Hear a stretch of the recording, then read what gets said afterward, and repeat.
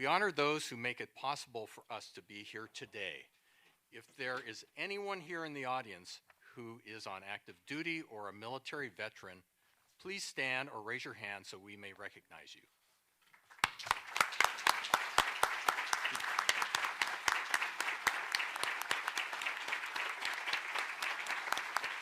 Thank you for your service.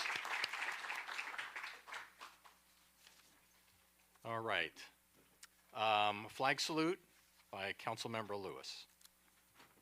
If everyone can rise, face the flag, and put your hand over your heart. Begin. I pledge allegiance to the flag of the United States of America and to the republic for which it stands, one nation, under God, indivisible, with liberty and justice for all. Please remain standing. Yes. Invocation by Councilmember Matucci. Thank you, Mayor Pro Tem. Thank you, Lord, for giving us the opportunity to once again gather here and make decisions that affect all of us here in Torrance and possibly the whole South Bay.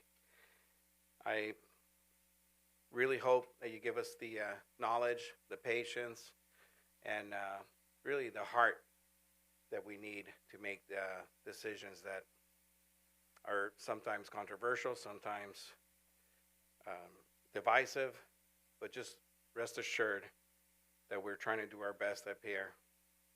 In your Lord, we pray. Amen. Thank you. You may be seated. Item number 3, report of the city clerk on the posting of the agenda. I will take a motion to waive further reading of resolutions and ordinances after number and title. Motion to waive further readings. Second.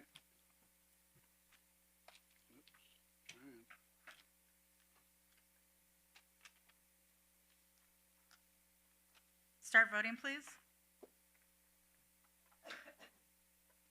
Your Honor, that motion carries with Mayor Chen absent.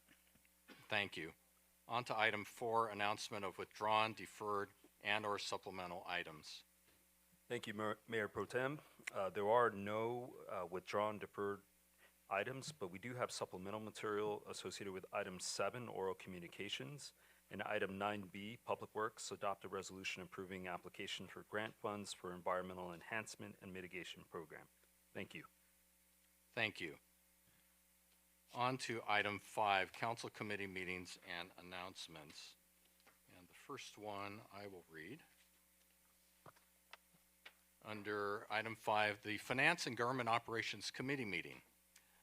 Good evening. The Finance and Governmental Operations Committee met today to continue discussions pertaining to various revenue enhancement opportunities and the creation of a new community facilities district. The committee provided direction to staff on various revenue enhancement opportunities, as well as the creation of a new community facilities district.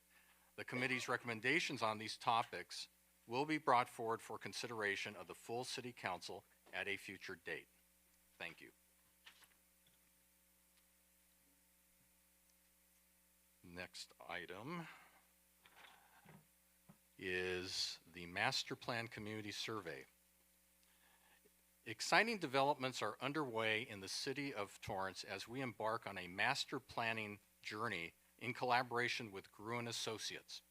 Together, we are drafting a comprehensive long-term master plan for the Torrance Civic Center.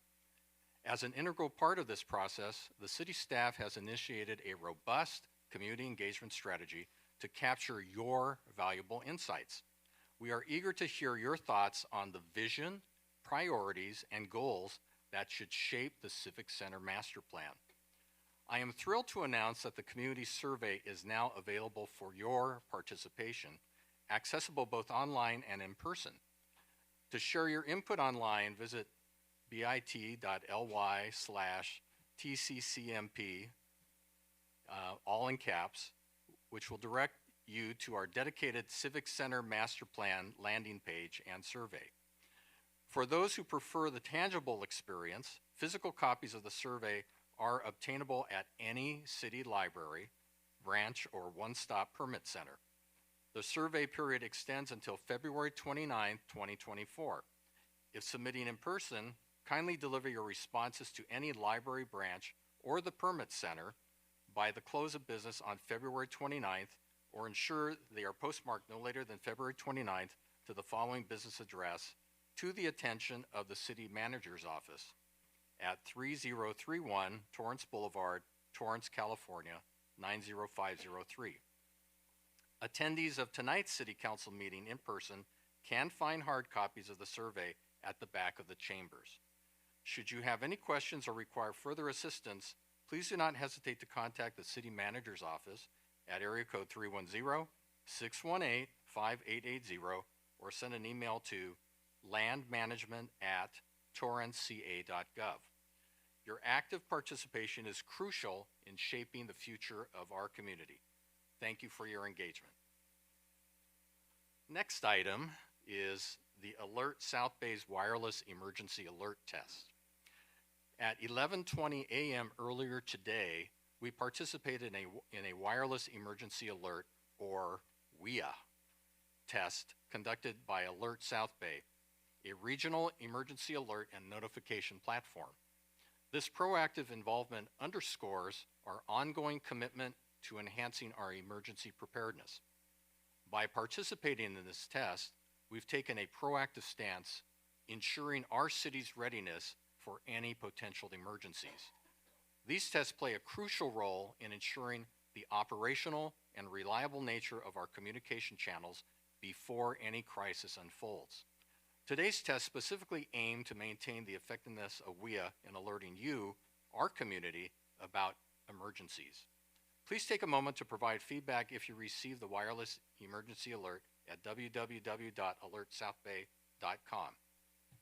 Alert South Bay functions as an integrated cross-jurisdictional public alert and warning notification system covering 15 South Bay cities. In the unfortunate event of a regional disaster or emergency impacting our neighboring communities, Alert South Bay would activate, deliver vital information. Torrance Alerts, our city's primary mass notification, would activate in the event of an emergency in Torrance. To stay informed, we encourage you to sign up to receive emergency alerts by visiting www.torranceca.gov/Torrance Alerts. And next, I'll turn it over to Councilmember Matucci. Thank you, Mayor Pro Tem. I'd like to request council concurrence for reconsideration of combining the Environmental Quality and Energy Conservation Commission and the Traffic Commission. If I receive concurrence, the city clerk will bring back an item with different options for combining commissions. Do I have concurrence? Yes. That is 5-1. 5-1, 5-4, 1 against. Right. Thank you. Councilmember Griffiths. Thank you, Mayor Pro Tem. Finally, after many motions being made on our July 25th meeting in regards to changes for our airport, we are about to embark on a new feature, and that's the implementation of landing fees. So beginning on February 1st, 2024, Torrance Municipal Airport, Zamperini Field will begin implementation of landing fees for all aircraft, with exemptions for military, public safety, medical, and operators of helipads that are privately operated and maintained. Billing cycles will be the first of each month. The city will be using Plane Pass, a purpose-built aircraft billing solution from Vector Airport Systems. Vector's team will bill and manage all payments for Torrance's landing fees incurred beginning February 1st, 2024, and thereafter. Information regarding the landing fees and payments can be found on the city's website at torranceca.gov or by calling Airport Administration at 310-784-7900. Thank you very much. Thank you. Next, City Clerk Poirier. Thank you, Your Honor. I would like to remind Torrance residents that every registered voter will receive a ballot in the mail for the March 5th, 2024 general municipal election. If you have moved or changed your name, you will need to re-register to vote to receive your voting materials. You can register online at lavote.gov. Torrance residents for Districts 2, 4, and 6 will be voting for city council members. All other residents will be voting for federal, state, and county offices. If you are registered as a no-party preference, you will receive a nonpartisan ballot with no presidential candidates unless you request a party's ballot. To check your voter registration status, go to lavote.gov/VR status. The Los Angeles County Register Recorder County Clerk is seeking election workers for several communities, including Torrance. Election workers play an essential role in elections and in our democracy. They are trusted community members who assist the in-person voting experience through Los Angeles County. Responsibilities include attending a paid election worker training, assist with opening and closing the vote centers, assisting voters throughout the day, and serving between 4 to 10 days. You can become an election worker by going to lavote.gov/election worker. Thank you, Your Honor. Thank you. Now moving on to item 6, community matters. Item 6A is a proclamation honoring Torrance centenarian Margaret H. Parsh. Councilmember Griffiths.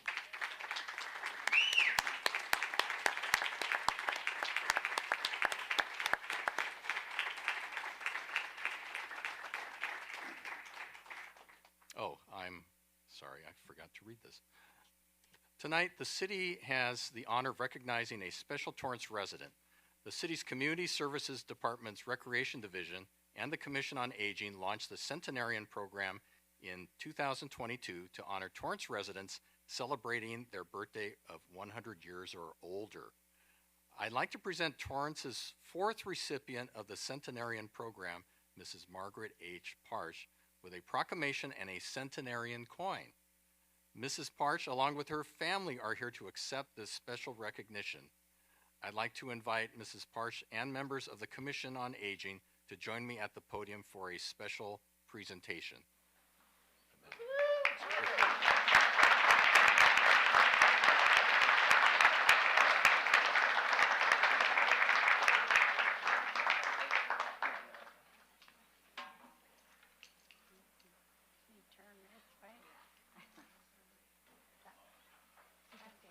You want me to go ahead? Okay. Whereas, it is with immense honor and privilege that we gather here to celebrate the remarkable life of Mrs. Margaret H. Parsh, a truly exceptional centenarian whose life story serves as an inspiration to us all. Born on December 26, 1923, in Johnston, Pennsylvania, as the youngest of 9 siblings, she has demonstrated strength and resilience that has defined her life journey. And whereas Margaret's life has been touched by the tumultuous events of World War II, including the loss of her brother during the D-Day invasion and plans to pursue a career in nursing, which were interrupted by the call of duty. She married her high school sweetheart, who was drafted into the Army during World War II, and they welcomed their first daughter just before her husband was deployed overseas. And whereas the year 1955 marked a turning point as the family decided to embark on a new adventure in California and moved to Torrance.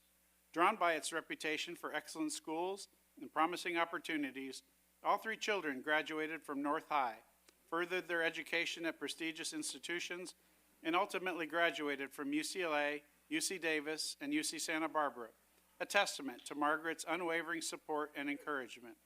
And whereas Margaret's determination to provide for her family led her to a job as a payroll clerk for Torrance Unified School District, where she worked tirelessly to help fund her children's higher education, exemplifying her strong work ethic and selflessness. And whereas Margaret and her husband enjoyed a well-deserved retirement with residence in Northern California, Sun River, Oregon, and finally settling in Sun City West, Arizona for 20 years. After the passing of her beloved husband at the age of 93, Margaret made the heartfelt decision to return home to Torrance so she could be closer to her eldest daughter and continue the journey of her centenarian life. And whereas, for the past decade, Margaret has remained active and engaged in the community, participating in senior exercise classes and enjoying senior meals at Sam Levy Adult School, Torrance YMCA, and the Bartlett Senior Citizen Center, as well as maintaining her daily routines of reading books, watching DVDs, playing bingo, and staying connected through her iPad. Margaret's zest for life and her love for her community shine brightly as she resides at Coleman Court Senior Housing for over 4 years now, enjoying the convenience of walking to the local bakery, drugstore, bank, and restaurants. Cue you. Oh, I need my copy. Thank you. Okay, now therefore, I, George K. Chen, that's not me, Mayor of the City of Torrance, California, do hereby proclaim Mrs. Margaret H. Parch at the blessed age of 100 as centenarian of the City of Torrance and wish her a continued good life, prosperity, and the esteem of the entire community for a distinguished and incredible life, signed this 9th day of January 2024 by the Mayor, George K. Chen. Congratulations.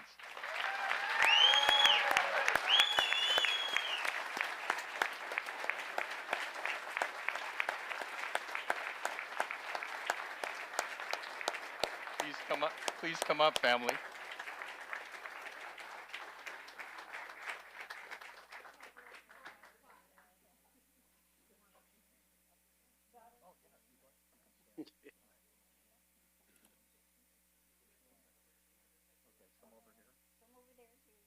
We need balance.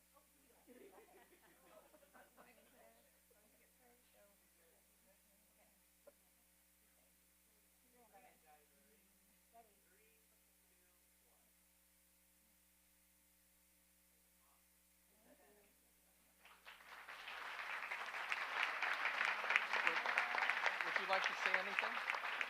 Would you like to speak to the audience? No. Smart lady. Thank everybody. Congratulations. Oh, I'm sorry, I also have this to give you, Oh, here we go. this proclamation. Grandma, here's your proclamation. Thank you for coming in. Do I get to keep this? Absolutely, absolutely. It is yours. Thank you.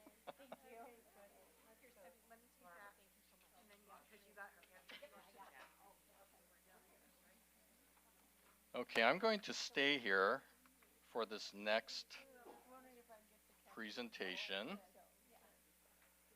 Tonight we have the privilege of recognizing the North High Saxon Regiment Marching Band and Color Guard for their outstanding achievement in winning the 2023 Western Band Association Championship.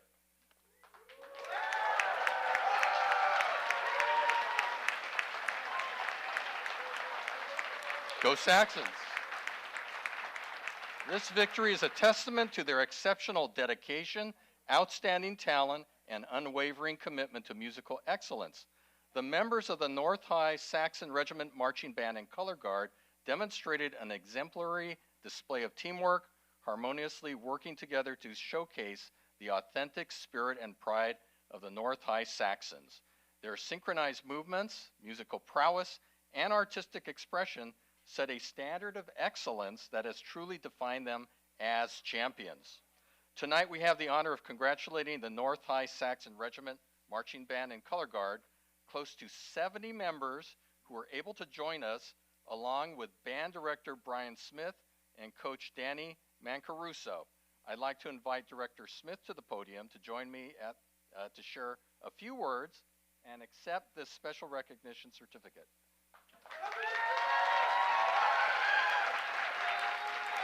Thank you very, very much.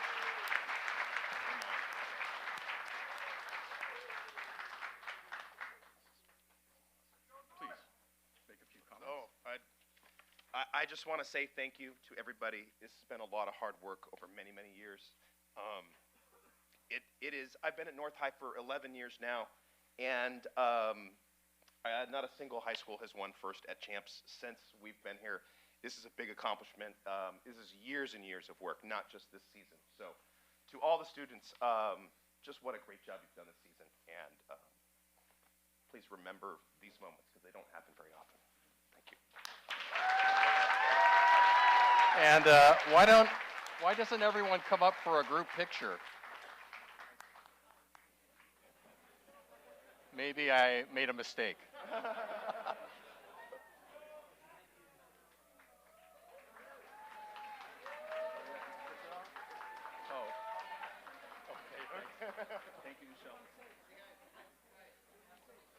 Yeah, some of you stand back here behind us, especially those who are height challenged.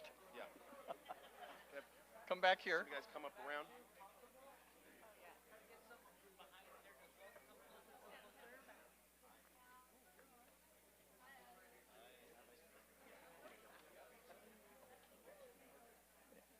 And I'm wearing my North High suit today, just for this occasion.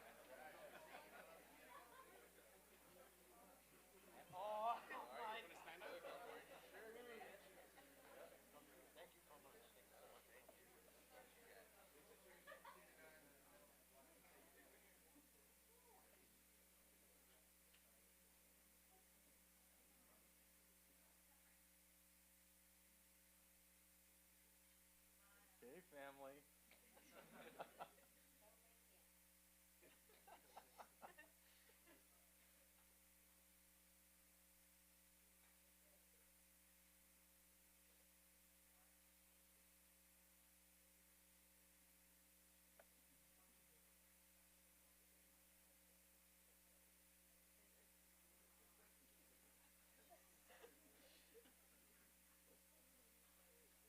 Okay.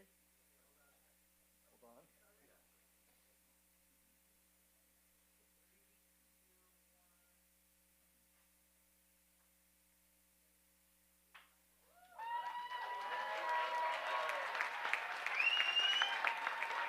Congratulations.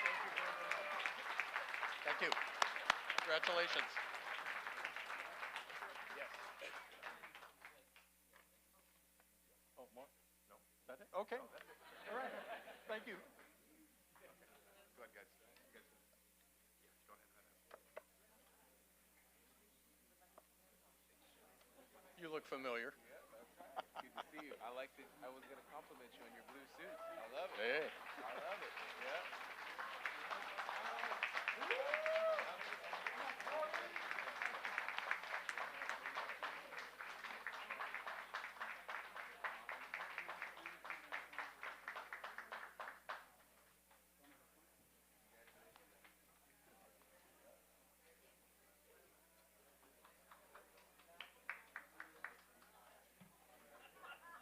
Okay, we'll let the North Hires make their way to in and out, or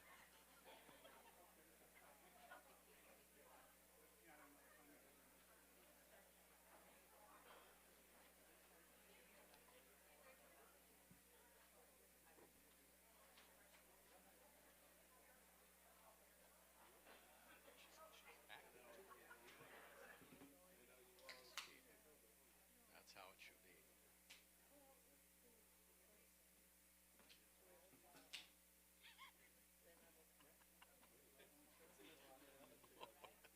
There you go.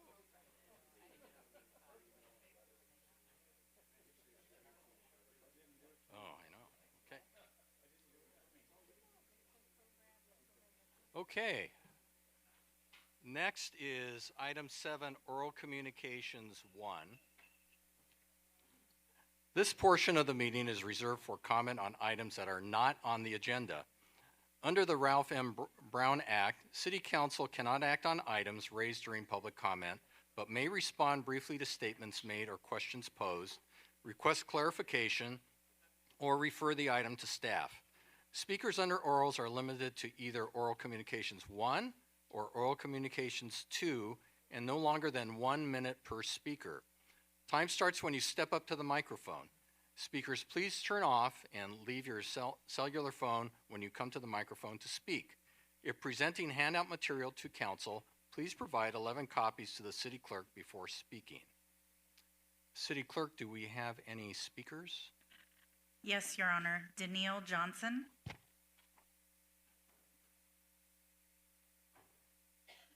Greetings, Mayor Pro Tem and City Council members. You are invited to the opening reception for Western Values, Rethinking the Old West, and Brian Singer's Everything You Say Can and Will Be Used Against You exhibitions on Saturday, January 20th from 6 to 9 p.m. at the Torrance Art Museum. The exhibits will run through March 2nd. In the main gallery, Western Values explores ideas of the Old West and aims to re-examine how the West can be visually interpreted now through a diverse range of contemporary art practices. In Gallery 2, Singer's solo show confronts the current state of American society. Informed by his Japanese mother's World War II internment, the artist deconstructs and reassembles recognizable and culturally charged objects to create new contexts.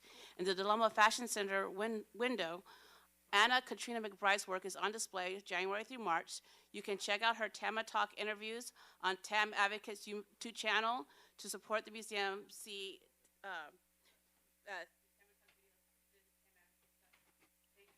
Thank you. C. Costello.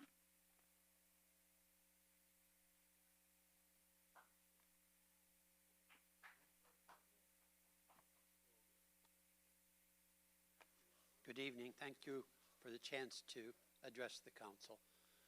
I know that you have an airport-related item on your agenda tonight, number 12, and I do not stand here to address that item, but on behalf of the Coalition for Torrance Airport Reform, a civic advocacy group affectionately called COTAR, we want to thank the Torrance City Council for the greater attention that you've showed to the issues of concern to the community relating to airport operations and for the actions you've taken to date. And we urge you to keep it up in 2024. There's still more that needs to be done. Thank you. Thank you. Sheila.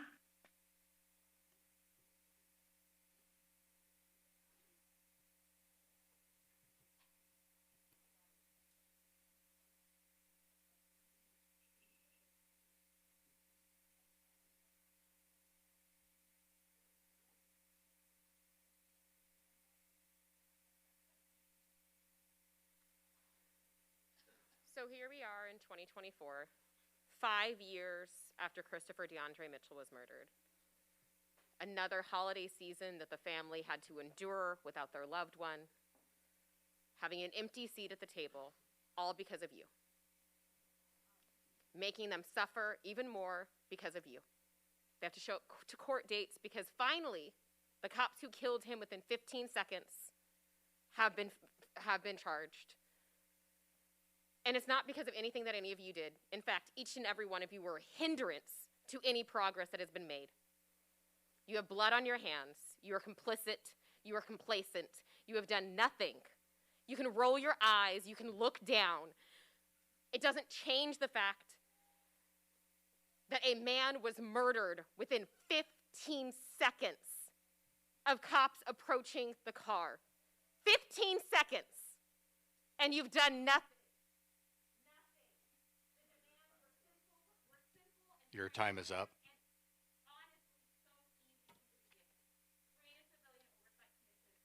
Your time is up.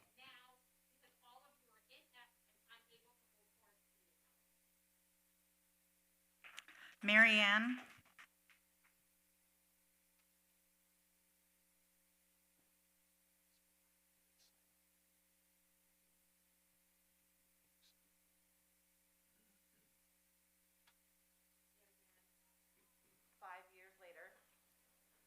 As Sheila was saying, you all have been a hindrance to justice happening here.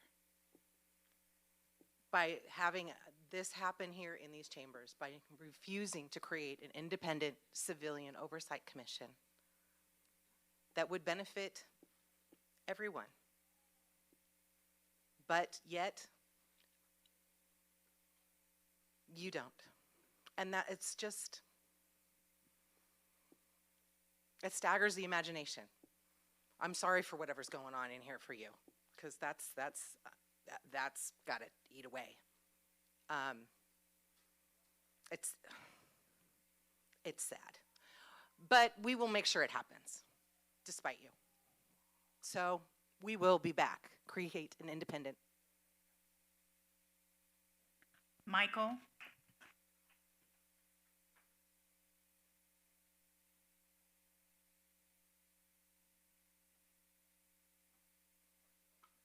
Good evening. Torrance residents and our representatives here on the council have. The card just said Michael.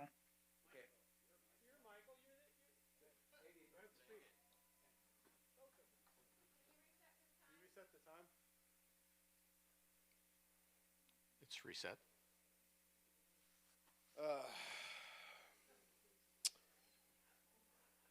Where to start?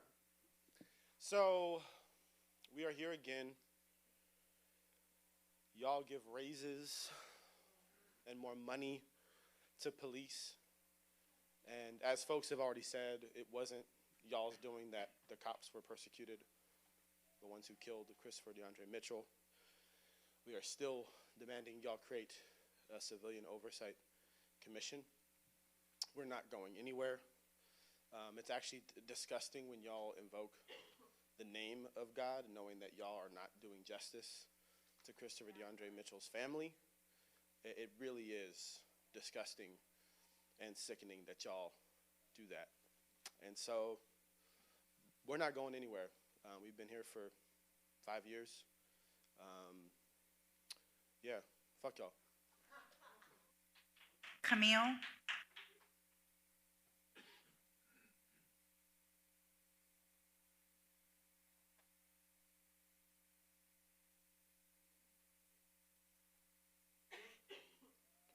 That's really disgusting that you only get a minute. It was definitely 2 minutes when I started to come here.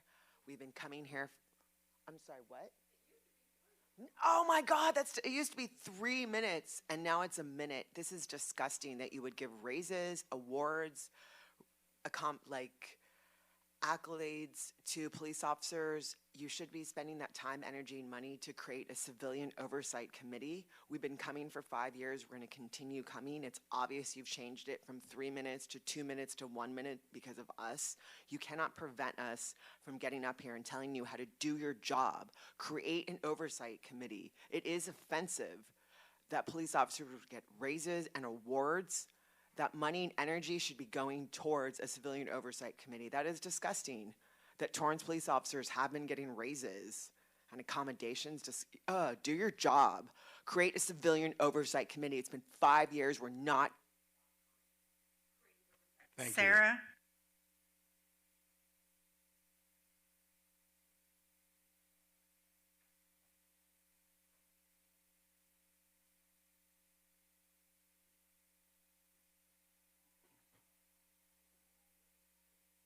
I've been away for a few months, but it looks like things are still the same, you know? Police officers haven't been held accountable. There's no civilian oversight commission. I know you all know what I'm going to say, but I don't say it for you. I say it for the rest of people in the room who can hold you accountable with us, which is that Christopher DeAndre Mitchell was killed in 2018. Later, text came out saying from the cops that killed him, saying that they lied about an officer-involved shooting. Some of those officers, their only officer-involved shooting was with Christopher. Then it came out, the text came out that they were they were just talking about killing black and brown children and putting them in special coffins, and they painted swastikas on cars. They really did that. And then your city council members voted to not get your opinion on a civilian oversight committee. They said, that's too much money to see what our citizens want. Thank you. Your time is up. Thank you. Laura Stratton?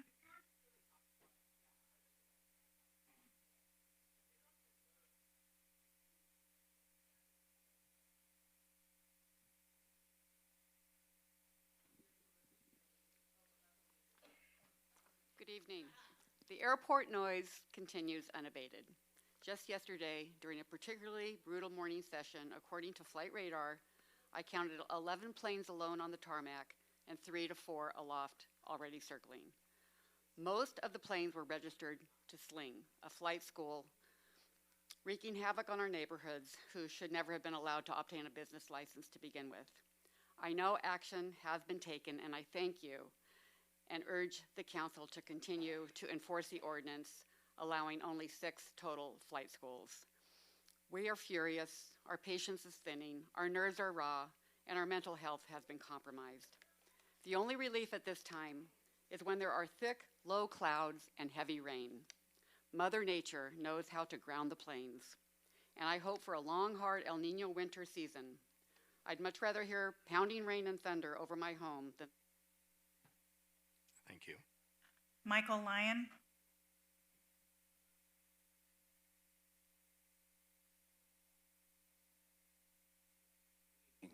Torrance residents and our representatives here on the council have made it clear from our comments, motions, and ordinances that a better quality of life for our community is worth speaking up for, in sharp contrast to the repetitive noise and chaos Sling has imposed upon us day after day, week in, week out in recent years.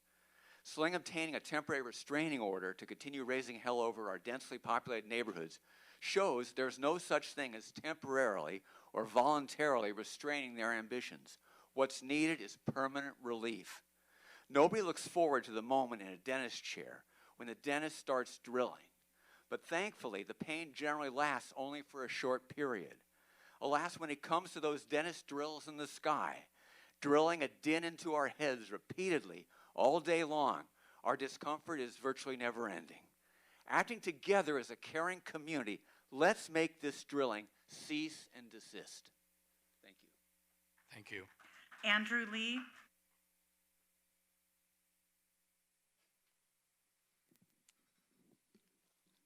Good evening, Mayor Pro Tem and Council. On December 30th, 2023, Del Amo Mall, a Torrance police officer observed many of juvenile individuals disturbing behaviors around the mall. Initially, the Torrance police officers addressed the small groups. However, the large groups of 1,000 juveniles continued to grow and displayed disruptive behavior. Torrance police quickly coordinated a strong coalition of neighborhood law enforcement agencies from the beaches to the LAPD. If it weren't for the fast-acting actions by Torrance Police Department, December 30th would have looked very differently. Today is Law Enforcement Appreciation Day. The law enforcement jobs are often challenging and take them away from families for long hours. So thank you, Police Department of Torrance here, for keeping us safe. Thank you. Thank you. Charlie Salinas.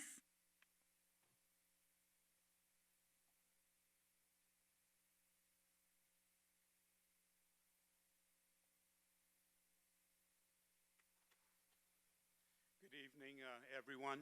Hi, Jimmy, Marine Corps veteran over there. Tonight, I'd like to bring attention to a closed business that's been an eyesore in my neighborhood for over 3 years. And it's the S-Mart, and used to be a bank at Torrance Boulevard in Crenshaw.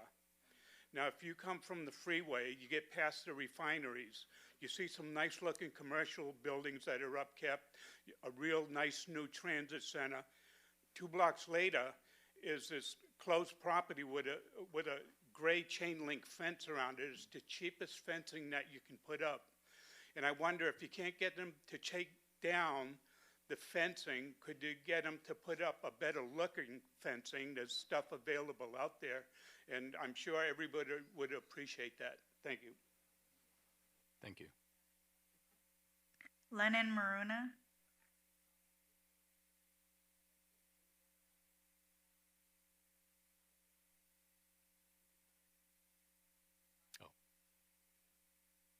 You'll be our last speaker.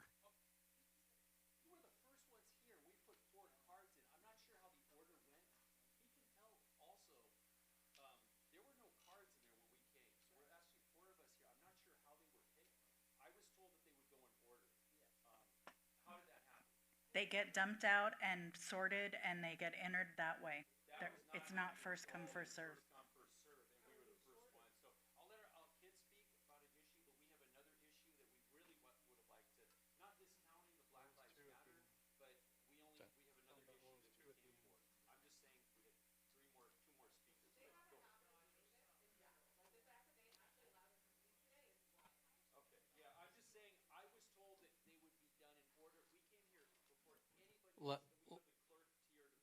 Let's do this, since I was here when you did sign in, and I saw you sign your cards.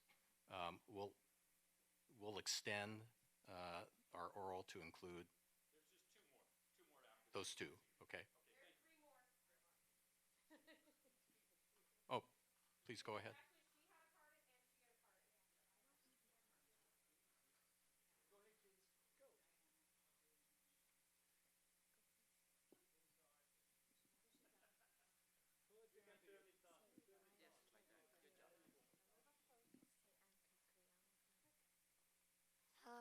I'm Kent Kuriyama, and I play for North Torrance Little League. I'm Lennon Maruna, and I play for North Torrance Little League.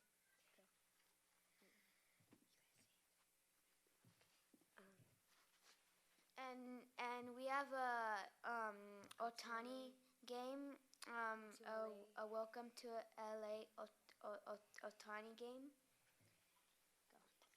It's on the 13th this Saturday, and it's at 3 o'clock, and it would be great if we could get any press members to come.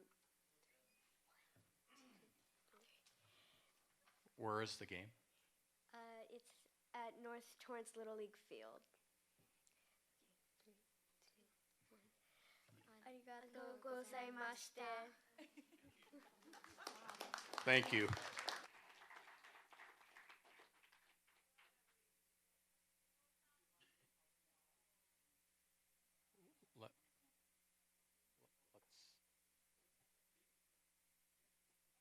Let's call the next speaker. Okay. Yeah, I'm just speaking about the fire academy that's going up. I'm right across on the Dominguez Channel. We had a truck driving school there before. As you know, there's been a lot of issues with El Camino. Our kids couldn't sleep at night because of the noise. Now this firefighting school is going in. It's actually on parking lot L, which is Torrance property. I'm just really worried about what's going to happen. We are literally a stone's throw away. My North Torrance Little League son here that's 8 can throw a lemon from his neighbor's yard into where it's like 100 feet away over the channel. We hear everything. It rebounds off the channel. I don't think the school should be there. It's just going to create a myriad of problems. The residents are up in arms. I'm actually here on behalf of everybody on the street, one of who is a ex-firefighter. He said there's going to be chainsaws, smoke, everything. So please reconsider. It is on Torrance property. Thank you. Okay, thank you. This will be the last person. This will be the last person. Thank you. A fire academy should not be located in a residential neighborhood. Fire academies involve rigorous training exercises that often include controlled fires and the use of hazardous materials. Inhaling fine particles can cause a variety of health issues like respiratory irritation and shortness of breath. It can also worsen medical conditions such as asthma and heart disease. The noise involved in training can realistically be described as sound of metal against metal, as a trainee tears into a car with an air chisel or jackhammers into a trunk, while other trainees use jaws of life to pry off a door hinge. Sound is amplified by the canal that separates our houses from the El Camino College parking lot. When there's an event at the college, I can hear every word over the loudspeaker. I have lived here for 20 years and have no plans to move. I feel fortunate to live on the best block with the best neighbors. I didn't buy a house in a quiet neighborhood to live near a fire training academy. Building this academy will decrease our home values and create more traffic on Crenshaw and Redondo Beach Boulevard. We as property owners have rights to live without Thank you. That will conclude our oral communications 1. We're done with oral communications. We have second orals later on in the meeting, so you'll have a chance to speak at that time. We will have second orals. We are done with first orals. I'm warning you one more time. If you continue, you will be expelled. You're now in violation of our rules, and you are out of order. You're disrupting our meeting. You need to sit down or be ejected. You too, ma'am. It applies to you. You are ejected. I'm ejecting you from our meeting, and you are ordered to leave the council chambers and City Hall. I'm directing the Sergeant of Arms to eject the speaker. If the speaker refuses to leave, then they may be arrested for violating Torrance Municipal Code, Section 11.7.020, and Torrance Municipal Code, Section 11.7030.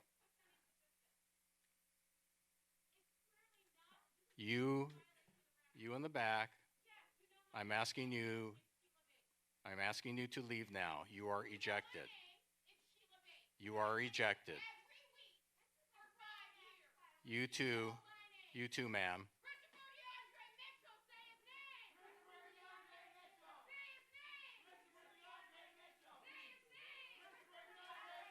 You also in the back are rejected. Mayor Pro Tem, this Yes. is City Manager's Office. Would the council consider a recess at this time? Yes. We will recess until further notice. Thank you.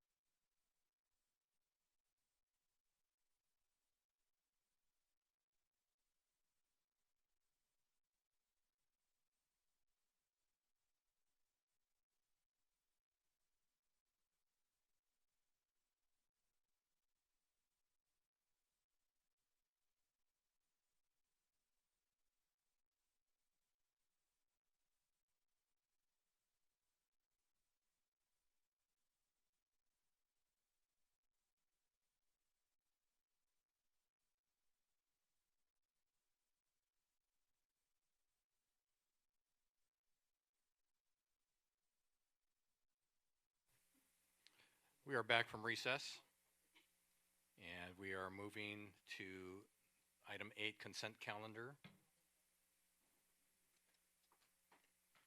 There is none scheduled. Moving on to item 9, administrative matters. Item 9A from the Chief of Police, is there a staff presentation?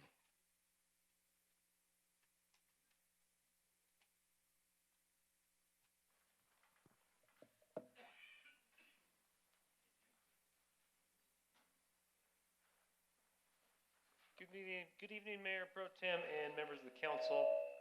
Thank you for allowing me to come and address you tonight. This is in response, it's going to be a brief presentation in response to the council's request for further on the strategies that we have for addressing e-bike safety with the police department. Just to go quickly what we're going to be going through tonight, we're going to be talking about what is an e-bike.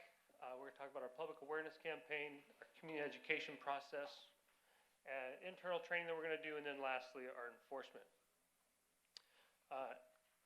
As anybody that's spent much time around the city of Torrance, around the schools, around the mall, you've noticed that increased ridership. We definitely have more people utilizing electronic bicycles, both for commuting and for the fun of them, and kids taking them to school or friends' houses. We see it all over the city.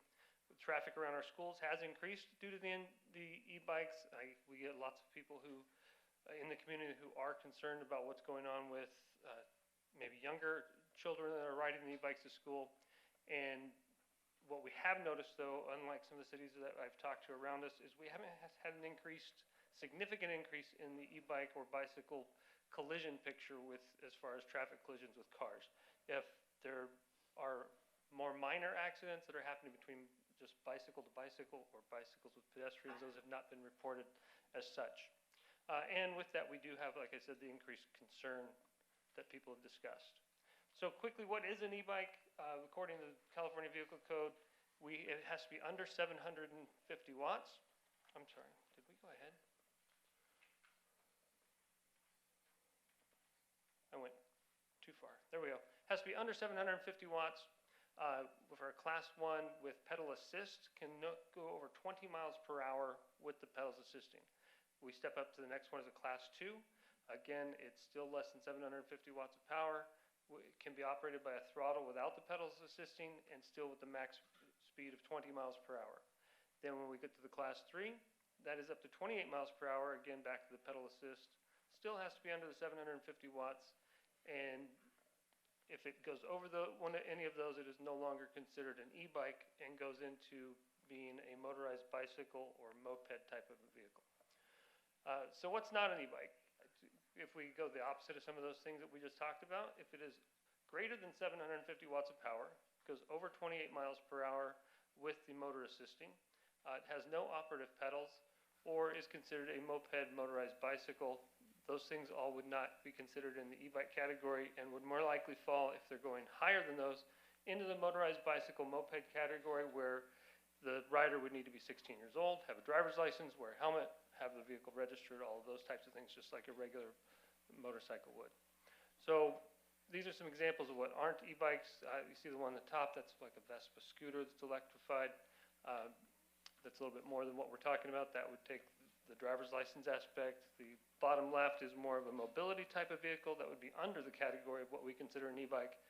And then the one on the bottom right, that is the picture I have there is called a Suron. They are actually an off-road vehicle that is not legal to ride on the streets. We do see a lot of those, and we're trying to address those from an enforcement perspective. When we talk about the e-bike category being 750 watts or less, just to give you a range for these, they come out about 6,000 watts. And will go 45 miles an hour out of the factory, and just a little bit of tweaking, you can get them up to about 70 if you know what you're doing with some electronics. So not something that's safe for our young people to be riding around the city of Torrance or the cities around us, for that matter. So what we're going to do, the 3 aspects that we're looking at are our education, engagement, and enforcement. We want to engage the public and make sure that we are educating as far as the inherent dangers of riding these types of vehicles on the street. A lot of people are used to riding bicycles, and then once they get on these, they don't realize how much more quickly they go, how much the higher rate of speed, and with that, the higher dangers that are involved. We want to educate as far as the applicable municipal codes and vehicle codes. The vehicle codes that are applicable to bicycles are also applicable to e-bikes, and all of the types of things like stop signs and red lights and riding on the right side of the roadway and giving right of way to people who have that right of way all count with bikes just like they do in vehicles. We want to make sure we're educating as far as the habits that will keep them safe as they're riding, both in how they ride the bike, what they can do with it, and also how they can keep it safe from criminal activity. The higher values of these also could lead to them being a higher likelihood of being involved in thefts. We will utilize our relationship with TUSD and put out promotion through our schools and our social media outlets to make sure that we're hitting the good cross-section of our community. And the focus of that being the rider education, as you see on the screen there, and safely operating and training or doing safety courses that will show how to operate safely and actually ride the bikes properly, and the importance of utilizing the proper safety equipment. Internal training, we just want to make sure that our officers are also trained as this evolving technology does move rather rapidly. It's something that the officers aren't always able to keep upon themselves. We're going to make sure we get the information out to them, and then how they can apply the proper codes from the vehicle code and the municipal code in order to effect enforcement. And then the greatest part of that is just the opportunity for youth engagement, that we can have officers out there with positive engagement with our young people in the community, educating them on the proper ways to ride these bikes, keeping themselves safe in the community around them. So then our enforcement, the last portion of what we'd want to do, because we really want the education aspects to work well, would be focused near the parks and schools where we see most of our riders, and looking at things like stop signs, speeds, and having excessive passengers on the bikes that the bicycle is not designed to hold. Just a reminder as we go out with the parents that we will also keep the parents educated, letting them know that they can be held accountable if they're providing a vehicle that's not safe, not meant for the roadway, and their child were to get injured on the street in a traffic collision, that they could be held responsible for that as well. After all, keeping our kids safe and those who are the most vulnerable in our community is one of our primary aspects of our job. So, thank you. Thank you, Lieutenant Farley. And anyone on the council wish to ask any questions of the lieutenant? Oh, Councilmember Lewis. Thank you, Mayor Pro Tem. Lieutenant Farley, thank you. You and I have had lots of conversations over the last year or so about e-bikes, and when I asked for this to be brought back as an item, I'm very happy to see where we are. When you brought up the 3 E's of e-bikes, I was excited about that because it's very easy, a catchphrase for the kids to remember. You know, what the responsibility is on an e-bike, to make sure that they also engage with their peers who also may have e-bikes to, you know, keep them legal, and then what are the consequences if you don't do those things. So greatly appreciate you and the police department's efforts in pushing this forward. Thank you. Councilmember Matucci. Thank you, Mayor Pro Tem. Yeah, and thank you, Councilwoman Lewis, for bringing this back, and thank you for the presentation. I really do think I've been speaking to a lot of parents that have that bought these bikes for their kids, not even knowing what they are and what they're capable of. And a lot of times they don't even know that they're illegal to ride on the road. I think the education does need to go to the people that are writing the check for these bikes, because they're the ones that are, you know, forking out the money and putting their kids in danger without even knowing. You know, I've ridden one, and I only ridden it once. I said, forget it. These things are. I actually rode one that's looked like that little motocross thing. That thing is fast. They're fast, and I can see how people can actually get hurt. I mean, just because we haven't had many incidents, I really do think that, you know, we should probably not take that as a gauge, because things do happen. And absolutely. That's the last thing we want to do is, you know, go to a scene of an accident where a child's involved, or anybody involved, but especially a child. as far as enforcement, what are we legally able to do? And I say that because it seems like a lot of times we want to do something, but then, well, state law doesn't allow us to do this, this, and that. Right. You know, are we able to, let's say, detain we'll call it the child, you know, because a lot of times they're like 12, 13-year-olds riding these things. And so what do we do at that point? Right, most of the types of things that I'm discussing here would be the speeds, stop signs, excessive passengers, all those things, violations of vehicle code, so absolutely, we would have the ability to detain somebody based on those. And then issue citations. If it's a minor, we make that decision based on case-by-case basis of, you know, do we call the parents out? Do we just send them away with a ticket? That's gonna be made on a, like I said, a case-by-case basis. If it's a vehicle like the Sur-Ron bike that was up there, those can actually be towed, for lack of a better term. Might take it to a police car, but we can actually impound those because they're not a safe vehicle for the streets in the city of Torrance or anywhere in LA County. So those can be taken away at the scene and not let the child or person that's riding it ride away on them. So there is enforcement actions that we can take on these.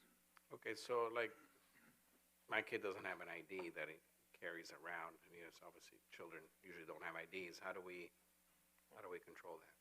Well, we're going to rely on them telling us who they are, for one. Number two, we would probably contact parents whether we're going to make them come out and get the child or let the child leave, depending on age and the circumstance. But we try to notify the parents as much as we can so that we can make contact confirming who the child is and making sure the parents are aware of what's going on.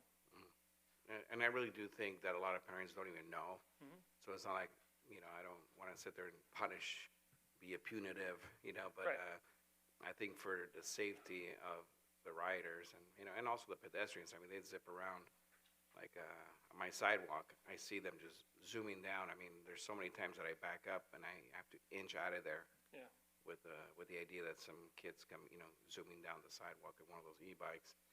Now, when you see an e-bike that doesn't have pedals, you already know that that's not, you know, and I hate to use, you know, police resources to start pulling over kids with bicycles, you know, or electric bicycles, or in this case, mopeds. Is there anything else that we can do? I mean, I know the vehicle code. I mean, I really do think that we should give people the opportunity to correct it. Mhm. You know, so in other words, educate the public. Maybe have a campaign that educates the public and letting them know these categories. This is how you identify it. If it doesn't have any pedals, trust me, it's not legal for the street. Yeah, those are going to be things that are definitely paramount in the education process that we put out. Okay, and maybe put you know, we're going to give you whatever 3 months, 6 months to clear it out, but after that, we're pulling over and we're impounding. You know, and Yeah. I think Those exact decisions are yet to be made, but yes, something to that effect. okay. I'm curious to hear what everybody else, but thank you for bringing this up. Councilmember Kalani. Thank you, Mayor Pro Tem, and thank you, Lieutenant Farley. I appreciate the presentation. For my own benefit, because honestly, I'm not completely sure, but hopefully people are listening, can you tell me a little bit about e-bikes? Are you required to wear a helmet? They fall into the same categories as a bicycle for those class 1 and 2. So if you have the class 1 and 2 e-bikes and a child under the age of 16 is required to wear a helmet. Over 16 years of age, they have the opportunity to wear one or not wear one based on the law, so it's not required. For the class 3, the one that goes up 28 miles per hour, those, you have to be 16 years old to ride that, and a helmet is required on those. Okay, thank you. And can they ride on the sidewalks or they have to ride on the streets? Because they come so fast on the sidewalks that you. They do. It falls under the same category again as bicycles. They really fall into the same categories of laws. And so we have areas that you can ride on the sidewalk and areas that you can't, based on the municipal code, that you can't ride on the sidewalk on a bicycle in a business district, which we can go into the exact definitions of that later, but you can't ride in those areas, you can on other areas, but wherever you are allowed to ride the e-bike or regular bicycle on the sidewalk, you have the responsibility to do so safely around pedestrians, and you have to yield the right of way to pedestrians. But not to a car backing out of their driveway necessarily. not necessarily, but that would have to be something that the scene decided. Got it, got it. And then is there a minimum age for an e-bike? Not at this point, there's no. Oh, wow. Okay, those were my questions. Thank you. Yes, ma'am. Councilmember Shake. Thank you, Mayor Pro Tem. Thank you, Lieutenant Farley. Thank you for the presentation, and thank you, Councilmember Lewis, for bringing that up. And important, and I think it's an uptick right now for different cities. They're using that, and I have seen minors as well as adults they're using in some other cities as well. So the scenario that you described earlier applies to citation for minors. What happens with adults? What kind of citation are we? The same thing. They can get issued a citation for their activity on a bicycle just like they can in a car. And probably something really important to mention with the adult version is you can also get a DUI on a bicycle or an e-bike. And a lot of people are using them. That was my follow-up question. Yeah, a lot of people are using them to, ride more safely to, down to the beach or to the bars or whatever they're going to do. And they have to remind themselves that the same rules still apply on a bicycle as if you were in a car. But you will be able to give them tickets, citation, if they're adult, they're. Most likely, yes, based Based on on what the exactly violation. the circumstances are, but yeah, a Yeah. citation would typically be the outcome of something like that. Yeah, and also I'm very pleased that we are engaging with TUSD Yes, for the. I've been working with Supervisor Sergeant Fujimoto, who's in charge of our school resource officer program, and he's in communication with TUSD to make sure that we're incorporating them and working together with them for the messaging. My question is about the material that you are preparing. Are you contracting with an outsourcing company to prep the material, or? Yeah, we looked at both options on that. There are some outsourced companies that are available. For the bang for the buck on it, it's a little bit expensive. I went and observed a class that went on in El Segundo where they had contracted with an outside organization, and the information is all fairly basic. We have several of our officers who are bicycle enforcement instructors already and are educated in the bicycle world of how to ride them, what's safe, what's not, and how to teach them.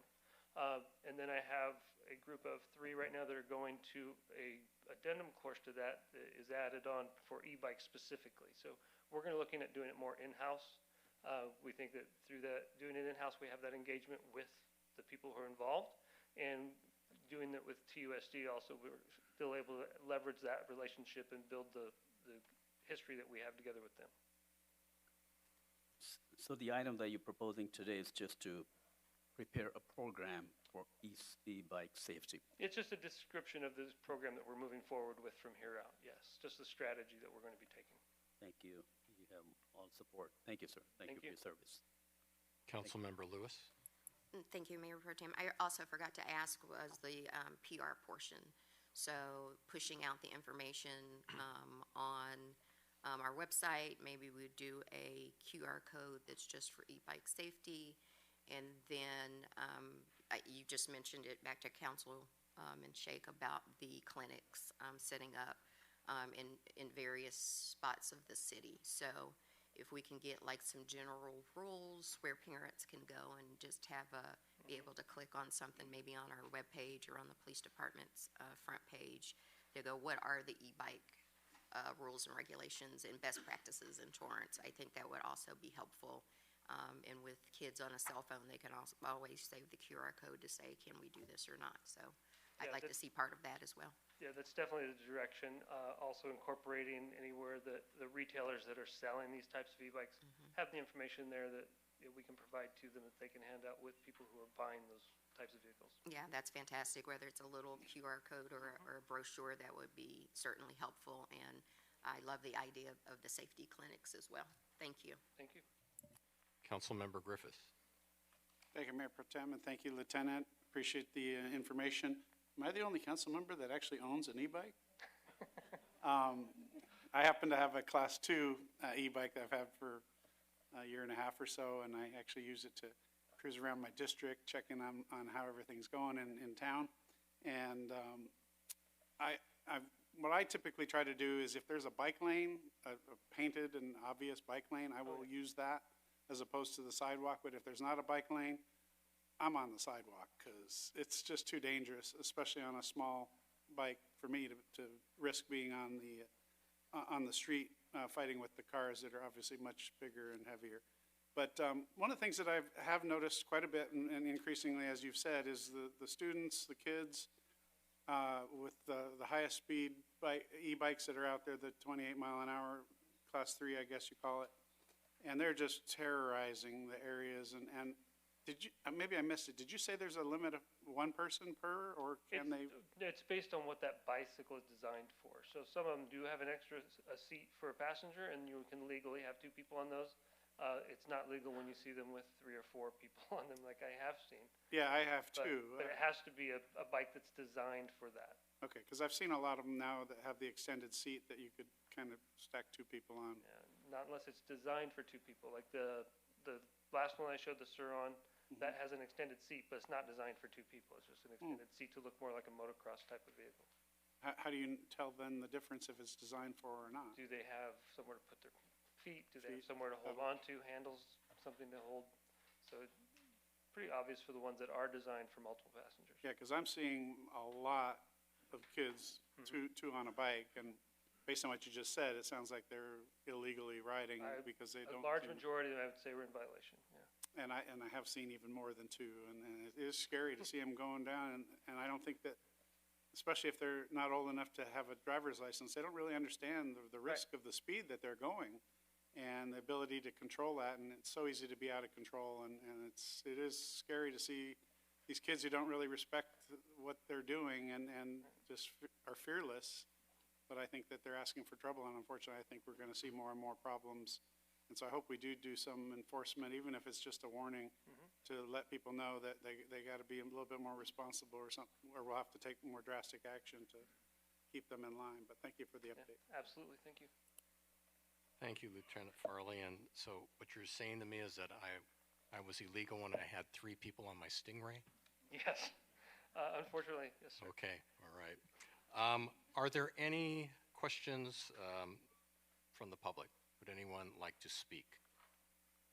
Sir, I'll let you come up, and then ma'am in the front.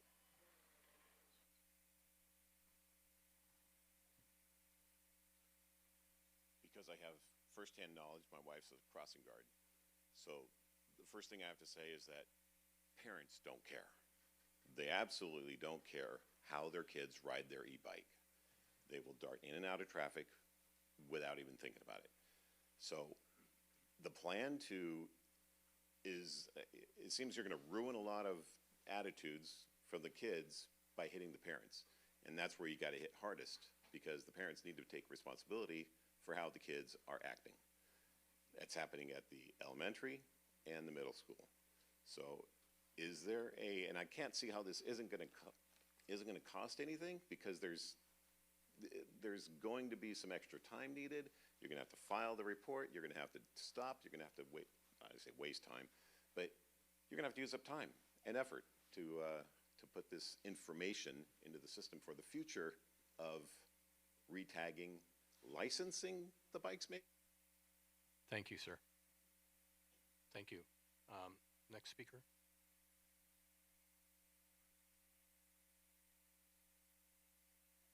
I don't know what the rules are, or the laws, but I see them frequently at Wilson Park. I'm there almost every day, and they're around and around, and there's a lot of elderly people. So we talk about the children getting hurt, but they're going to hurt grandma in the meantime, and I'm not sure if they're even supposed to be there on that walking path. So it might be something to look at. Thank you. Thank you.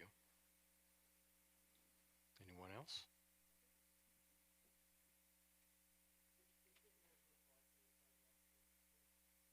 Oh, can you speak in the speaker? Yes.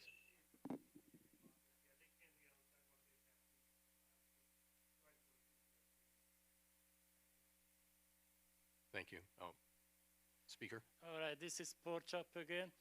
I just would like to put in, I was the first one to have an e-bike in Torrance, you know, when Walmart came up with the easy whatever, and I returned it in 90 days because, you know, you don't grow muscles with it. And then the stupid thing, I read up all the thing about e-bikes. I had to wear a helmet all the time, on the beach, and, my hair and head was smelling real bad and stuff, so I said, screw it, I returned it. But it's sad to hear, sir, you said quite a few misinformation. An electric bike is a motorized bicycle. You should never, ever ride it on a sidewalk. Not business, this is not ever. And the children should always wear helmet, but that's also the law. And they changing and they more, but children shouldn't ride on the sidewalk. And Thank you.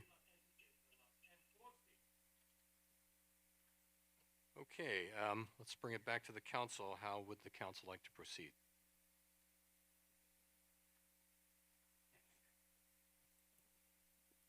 I make a motion to accept and file the e-bike safety program report. Second. Start voting, please.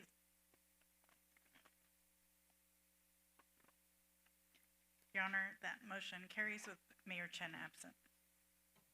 Thank you. Item 9B is from the Public Works Director. Is there a staff presentation?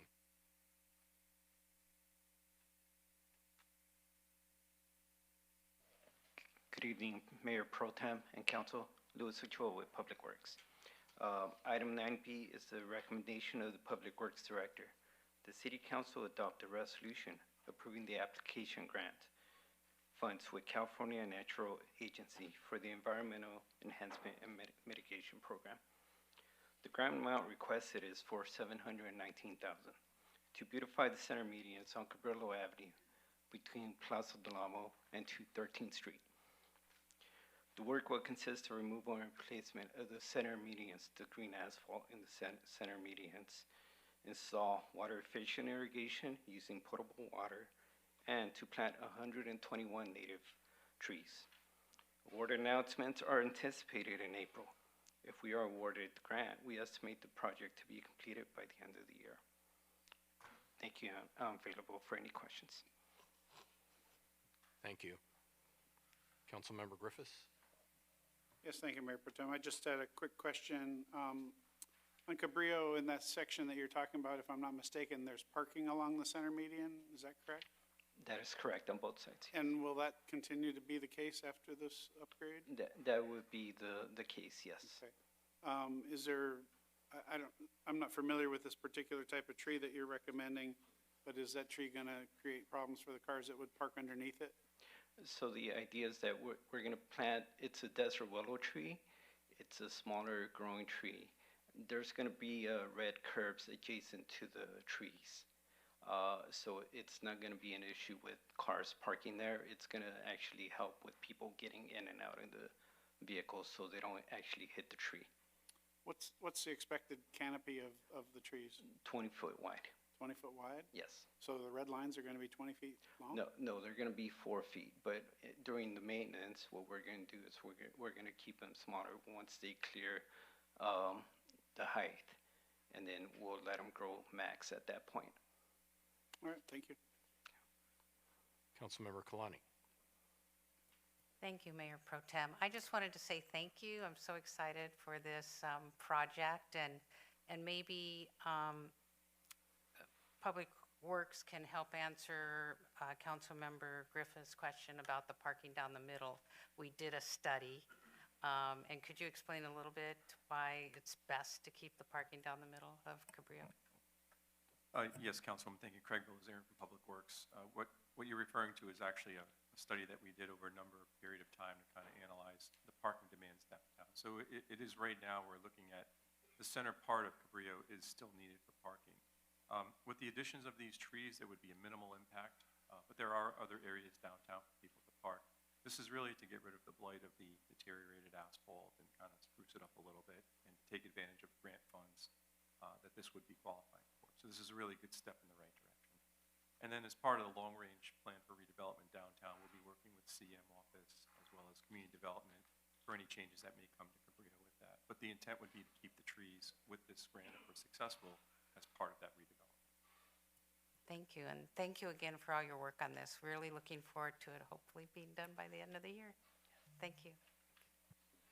Councilmember Shake? Thank you, Mayor Pro Tem. Thank you for the presentation. I just want you to elaborate CNRA grant that we received. Seems like they visited the multiple locations and they end up deciding to go with this location, and eventually will request a grant for other locations as well. Just wanted to understand the program. So the program in this case, the state did come over here for a visit in December. That was at step 2 that we got to. We're currently at step 3 right now. And one of the main driving forces was the expansion of the Delamo Boulevard from Crenshaw to Madison. We had to be, the area that we had to address or identify had to be within a mile and a half. And Cabrillo Boulevard, the center meetings, was the ideal area for this. It checked all the boxes for us. Low trees, the proximity to that project that took place. So that was one of the driving forces for this. So if I understand, it's a combination with it's a criteria that was adopted by you and CNRA to come up with this location. It's a qualified location. Correct. Regarding multiple areas, this was the one that checked all the boxes to give us a better chance to possibly get the grant. So do we have any other location after this, or this is the only at the moment? I think they put this out once a year. This is the only one right now. There are criteria that we have to meet for the applications. If this comes up again, we'll absolutely look into it. And Councilman, if I could add, the City Council did adopt a budget for us to be able to plant 7,000 new trees over a 5-year period, which we actually entered into an extended contract with West Coast Arborists to do that in 4 years. So these additional, I know there's 121 trees with this project. That'll actually be about an 80 to 90 tree increase of what we already have now, plus the 7,000 we're going to do over 4 years. So we already do have other mechanisms in place to achieve the same goal of new trees. Great, good to hear that. Thank you. Thank you, Bill. Thank you, Mayor Pro Tem. Thank you. Do any members of the public wish to speak?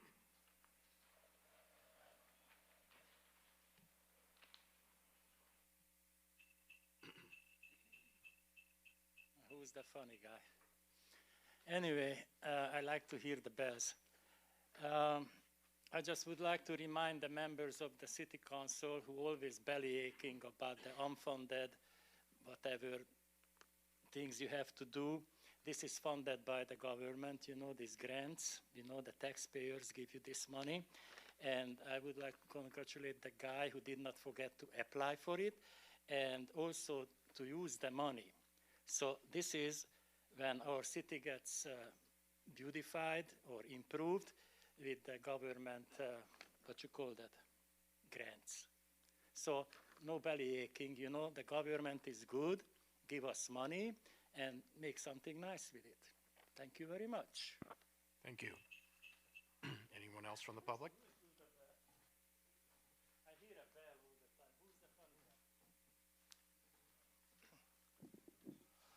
guy? James Henry, do you know the dollar amount of the grant or grants the city is applying for?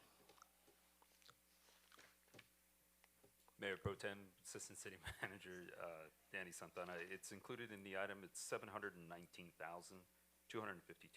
that the city is applying for. Thank you. Any other members of the public? If not, I'll bring it back to the council. Let's see. City Clerk, may we have a number and title, please? Yes, Your Honor. This is resolution number 2024-01, a resolution of the City Council of the City of Torrance, California, approving the application for grant funds for the Environmental Enhancement and Mitigation EEM program. I'll take a motion to concur with the recommendation of the city manager and adopt resolution number 2024-01. So moved. Second. Start voting, please. Your Honor, that motion carries with Mayor Chen absent. Our first resolution. Thank you.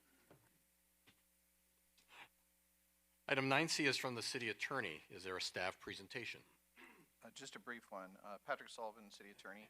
This is a recommendation of the City Attorney that the City Council appoint Galen Bean to the position of Deputy City Attorney 1. We don't do these very often, and as John Fells, a former City Attorney, said, this is one of the best parts of our job. It's kind of a unique position that we have that the City Attorney recommends to the City Council to appoint Assistant and Deputy City Attorneys, and I'm proud tonight to recommend that we appoint Galen Bean to the position of Deputy City Attorney. Galen's been with our office for about a year in an at-will position, and we'd like to convert him over to a Deputy City Attorney position. Galen is here tonight in the second row. He is joined by his girlfriend, Trish Paik. He has friends and family from all over watching from home, and his parents are trying to stay up, so hopefully they made it. And I'd like to acknowledge that the majority of my office is here as well to support him. Thank you. Are there any questions from the council? Seeing none, are there any comments from the public?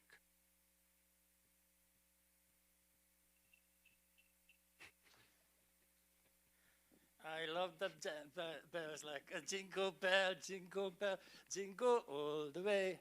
All right, so let's get serious. So you're belly aching, the city doesn't have money, you're coming up with new this, new that. How can we screw the people, pay more taxes? And then we're gonna hire two new attorneys. We need it because Sling, Sling gonna sue us till 2025. I guarantee you that. But on the other hand, also, I think this was the $146,000 a year job. So add to the CalPERS to it, because we're gonna have to pay the retirement funds, the pension plans and the health insurance, I guess. So this is an easy $200,000, right? Oh, sorry, that's my jingle bell. So anyway, I'm for this one because we need guns against Sling. You know what I mean? Thank you. Okay. Anyone else from the public? I will take a motion to concur with the recommendation of the city attorney and appoint Mr. Galen Bean to the position of Deputy City Attorney 1. It is my honor and pleasure to represent our newest, in motion that our newest Deputy City Council or City Attorney 1?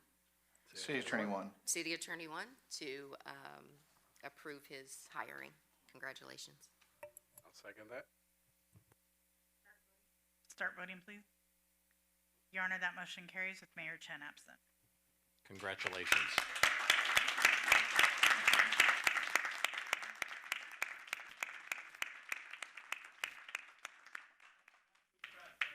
Okay. Item 9D is from the city attorney. Is there a staff presentation? Yes, Your Honor. Patrick Sullivan, City Attorney. This is an item which is a recommendation of the City Attorney to the City Council to appoint Jennifer Guerrero to the position of Deputy City Attorney 3.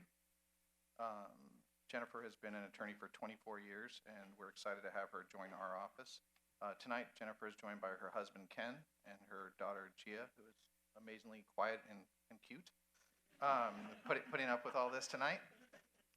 She also has friends and family watching from all over, and again, I'd like to acknowledge my office, who is here to support their new coworker.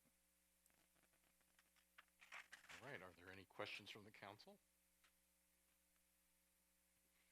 Any questions from the public? Oh, I'm sorry. I missed you, Councilmember That's Kalani. okay. It was actually just a comment that both these individuals have been working with us already. Is that correct? Galen has, Jennifer is joining us for the first time. Got it, got it. Well, it's an honor to have you both here. And Galen has done such a great job. And Jennifer, I appreciate and look forward to working with you. Thank you. All right, thank you. Any comments from the public?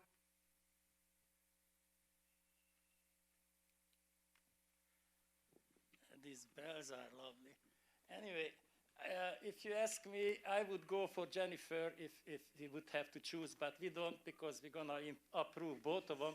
I like the ladies better, I have to tell you that, but I should have been a lawyer. I just did not like to sit on my butt and study for all that years, because the best job is a lawyer, because you lose, you make money, you win, you make money, you know? I don't want to say that only a hooker's job is better, but that's a different reason. So Jennifer is at $202,000 a year, plus a little expenses, maybe $250, you know, $250 with the top and a little raise next year. So SST money, remember, and keep things under control, you know, the CalPER funds, you know. But we need lawyers, because without lawyers, we have to pay. Thank you. I will take a motion to concur with the recommendation of the city attorney and appoint Jennifer Guerrero to the position of Deputy City Attorney 3. So moved, and welcome to the city, Jennifer and family. Second. Start voting, please.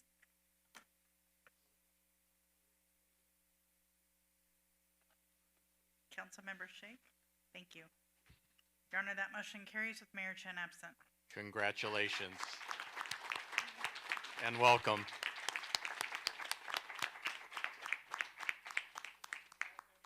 Okay, item 9E is from the city manager. Is there a staff presentation?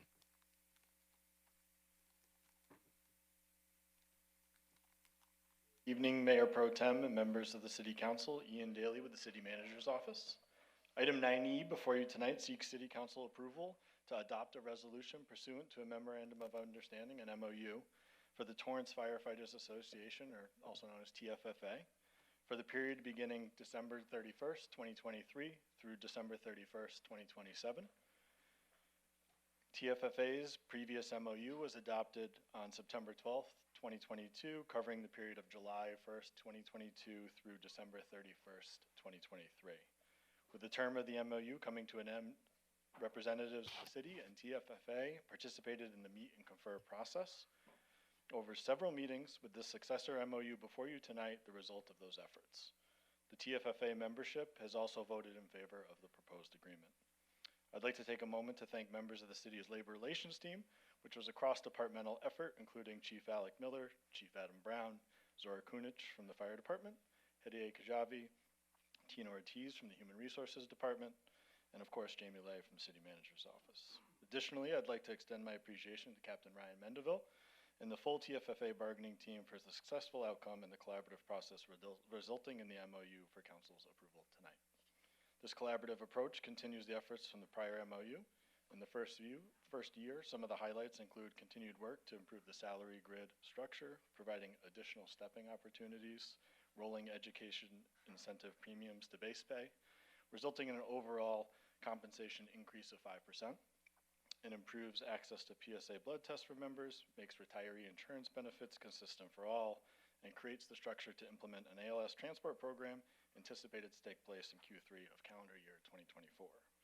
Finally, there is also an increase in the city's health insurance contribution to help offset the rate increases experienced in 2024, as well as an increase to the city's opt-out payment.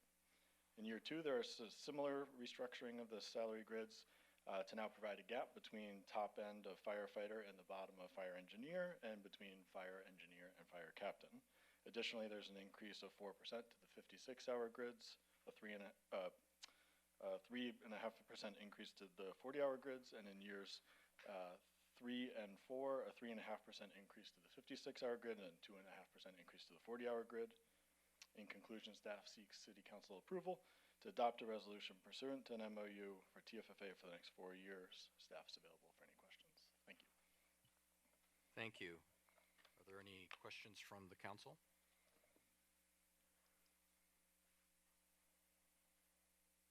Seeing none, I'll go to the public. Any comments from the public?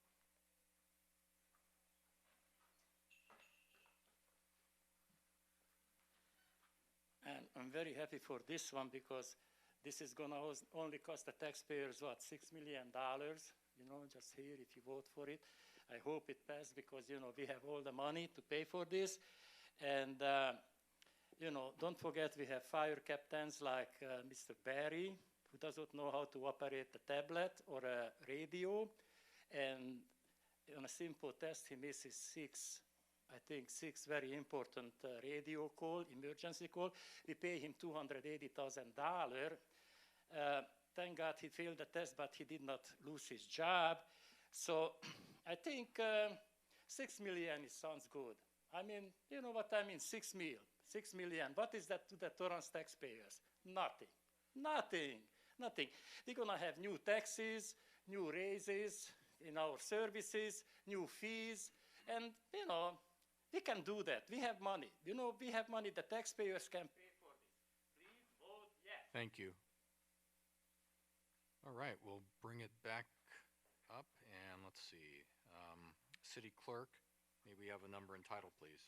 Yes, Your Honor, this is resolution number 2024-02, a resolution of the City Council of the City of Torrance, California, setting forth hours, wages, and working conditions for employees represented by the Torrance Firefighters Association, TFFA, for the period from December 31st, 2023 through December 31st, 2027, and repealing resolution number 2022-96.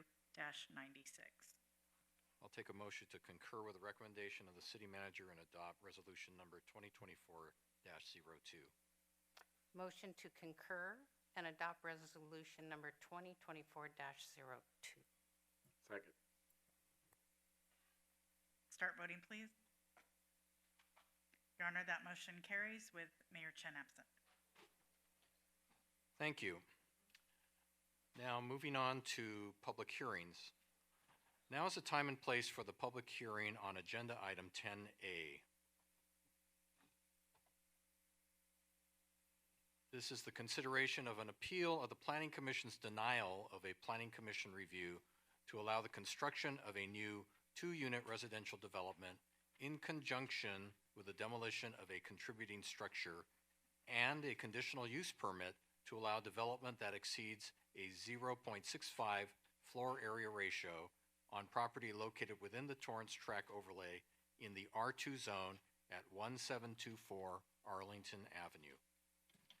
The Planning Commission and the Community Development Director recommend denying the appeal, adopting a resolution denying the appeal and denying without prejudice a Planning Commission review to allow the construction of a new 2-unit development in conjunction with the demolition of a contributing single-family residence on property located within the Torrance Track overlay in the R2 zone at 1724 Arlington Avenue, and adopting a resolution denying the appeal and denying without prejudice a conditional use permit to allow the construction of a new 2-unit development that exceeds a 0.65 floor area ratio on property located within the Torrance Track overlay in the R2 zone at 1724 Arlington Avenue.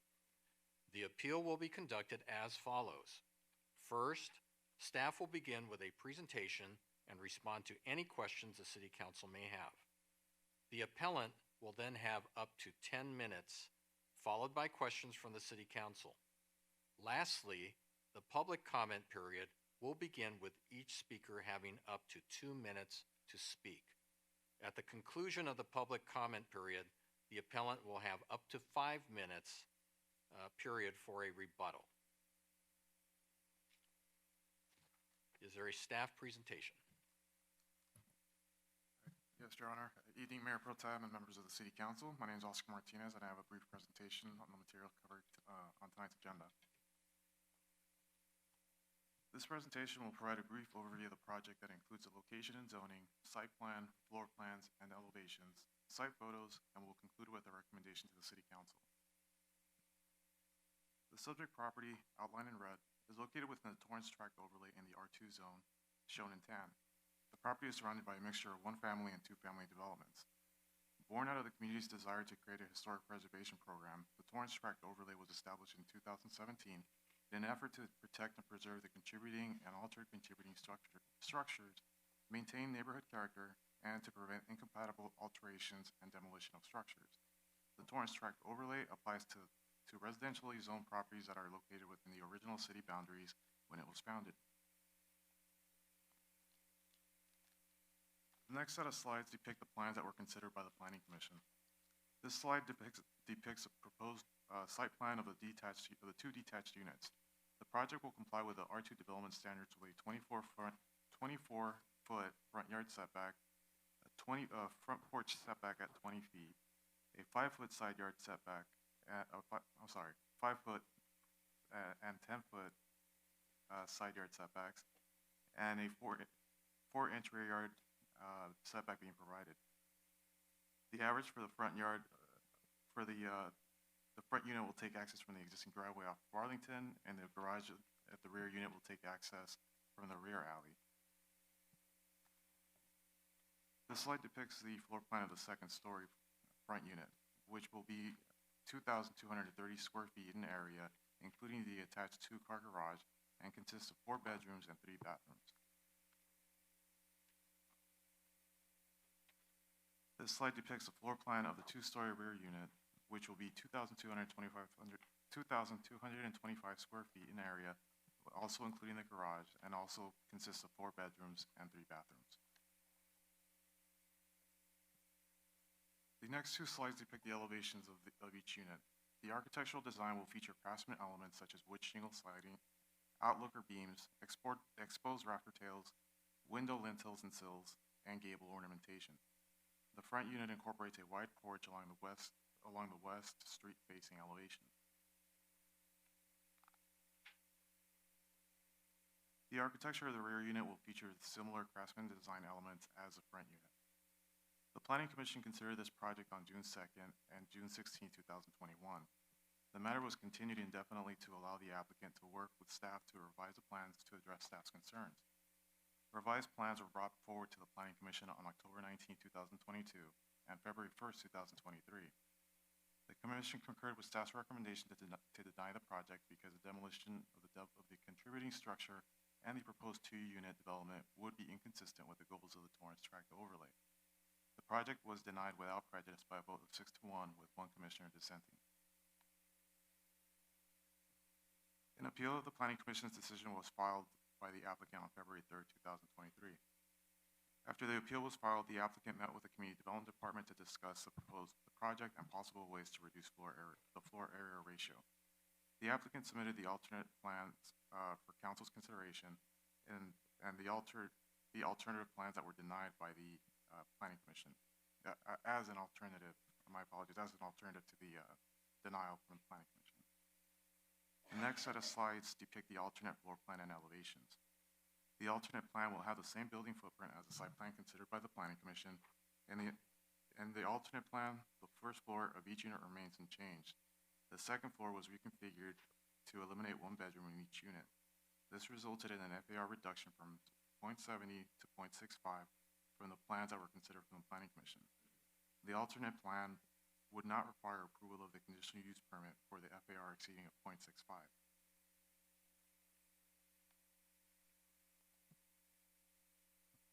The floor plan of the rear unit mirrors the floor plan of the front unit. And the next couple slides will depict the alternate elevations of each unit. The design features the same craftsman architectural elements of the plans that were considered by the Planning Commission. A balcony facing the street is proposed for the front unit, and a balcony facing the alley is proposed for the rear unit.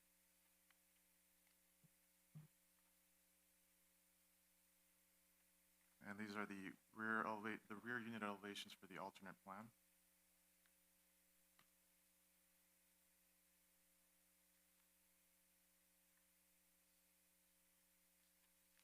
This is a photo of the subject property looking at an easterly direction.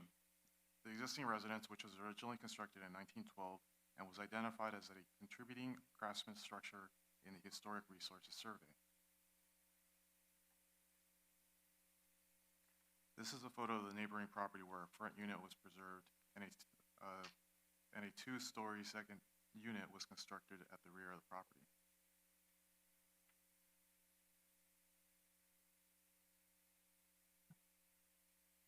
There's another photo of a property where the front unit was preserved and the second story was constructed toward the rear of the property.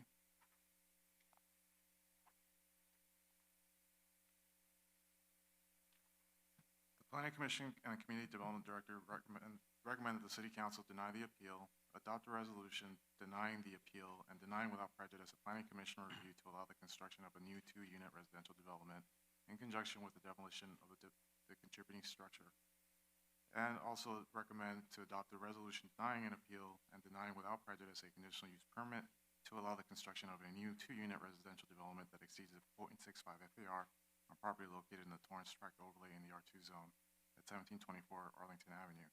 That concludes staff's presentation and is available for any questions. Thank you, Mr. Martinez. Councilmember Griffiths. Yes, thank you, Mayor Pro Tem. I just have a disclosure I wanted to share.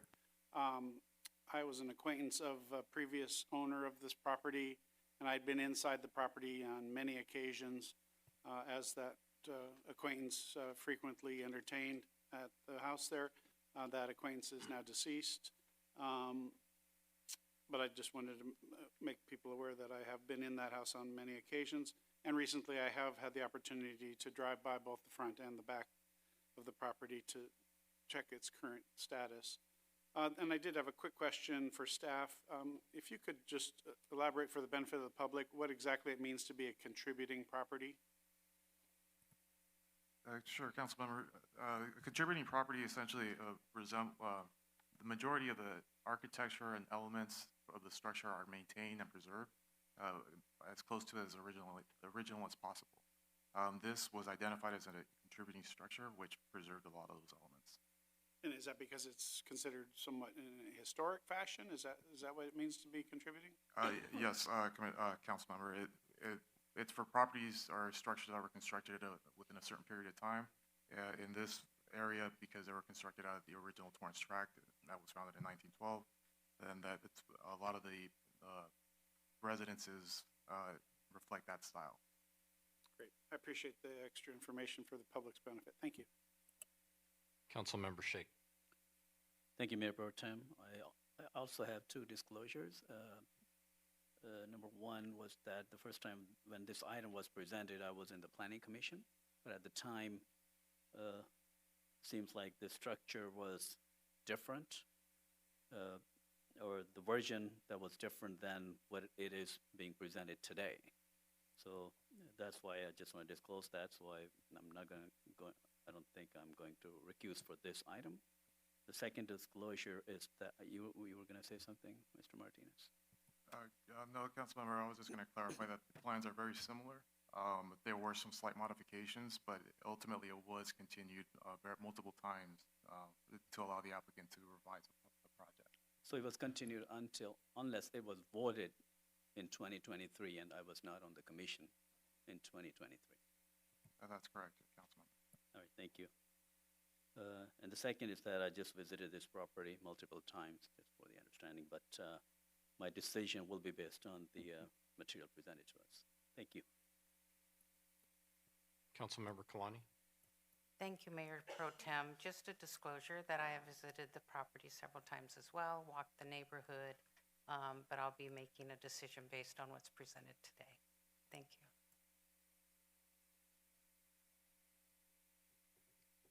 I will also disclose that I have visited the property and I'll be making my decision based on the information presented today. Thank you. Are there any other comments from the council? If not, I will go to the public. Oh, I'm sorry, wait a minute. I'm going off the script. Does the appellant have a presentation? Please come to the microphone.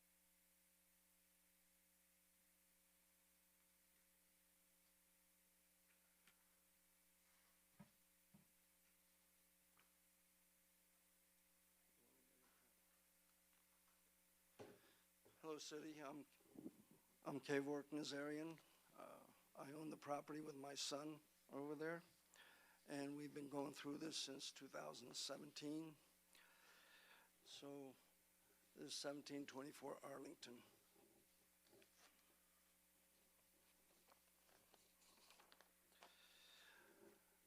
Next slide, please. Well, when we first were, prior purchasing the property, I had gone to the counter at the building department and had asked questions about it, whether it was R2 buildable lot development, and that I was given the requirements for a lot with 0.65 2-unit structure, not including the garage. And at the counter, we were never informed or advised of any historic status or contributing factor at the time. So we purchased the home in November of 2017, and we submitted plans for a green review in April of 2018. Then we got it back with a little bit of resistance from the Historic Society regarding the property. And they didn't want us to tear down the front unit. So we had an engineer come up and give us an assessment of the building at the time. And then inspections with, we had photos of the structural, electrical failures when we presented to the council. And the house was unsound from the engineer's report, not to repair it. You basically had to tear the house down to repair it because the foundations were basically failing, and electrical was the old aluminum, what do they call it, spindle and wire on it. So it was hazardous because a lot of wire was exposed in the attic and coming too. So we worked with the staff with planning department with a couple of versions, as he mentioned, over there. And we went through and they said it was a contributing factor. Now he explained, I thought owners had to submit or sign up for a contributing factor for their property or registered with the Historic Society. And I'm under the impression she never did. It wasn't registered, and she hadn't signed up to include it into the Torrance Tract contributing factor on there. And I remember got one comment that one of the personnel said, oh, she personally told them that she wanted it included. But that's hearsay.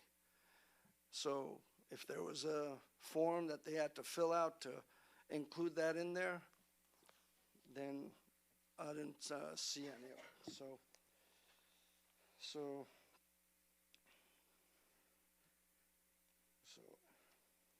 next slide, please.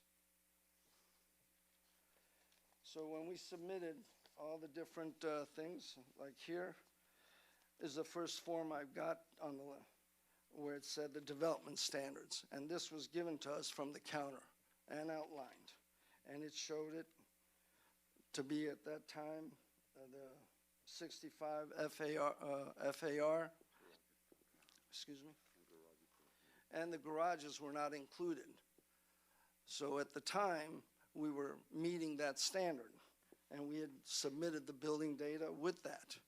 Well, that's where it came, and they, going down the road, they said, well, the new regulations now include the garage. And that's a big chunk. The garages are 20 by 18, that's 360 square feet. You've got two of them, that's 720 square feet that now you've got to pull out of the house. And that was not indicated at the beginning, that was not indicated. Garages were not included. So, okay, when they came back for us, so we tried to make some changes. As you notice, the first one was 4,145 square feet. Next page, please. And one thing I do want to point out, originally this was given to us. I had this, and that property was not part of that overlay. Where the green section, you see we pointed it out over there, and we wrote it, and it was not in there.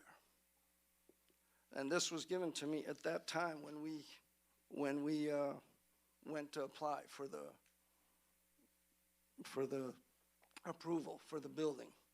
So later on, somehow it got into the Torrance Tract overlay. So next slide, please. And this is the engineering report. And at the bottom, it does outline where he says this has lived its useful life and it's failing. I mean, in the planning department, we had pictures of the failing footings, foundation, electrical, the roof trusses broken, a lot of things that building is unsafe. Next slide, please. So our first time, we went and changed they asked us to reduce the FARs.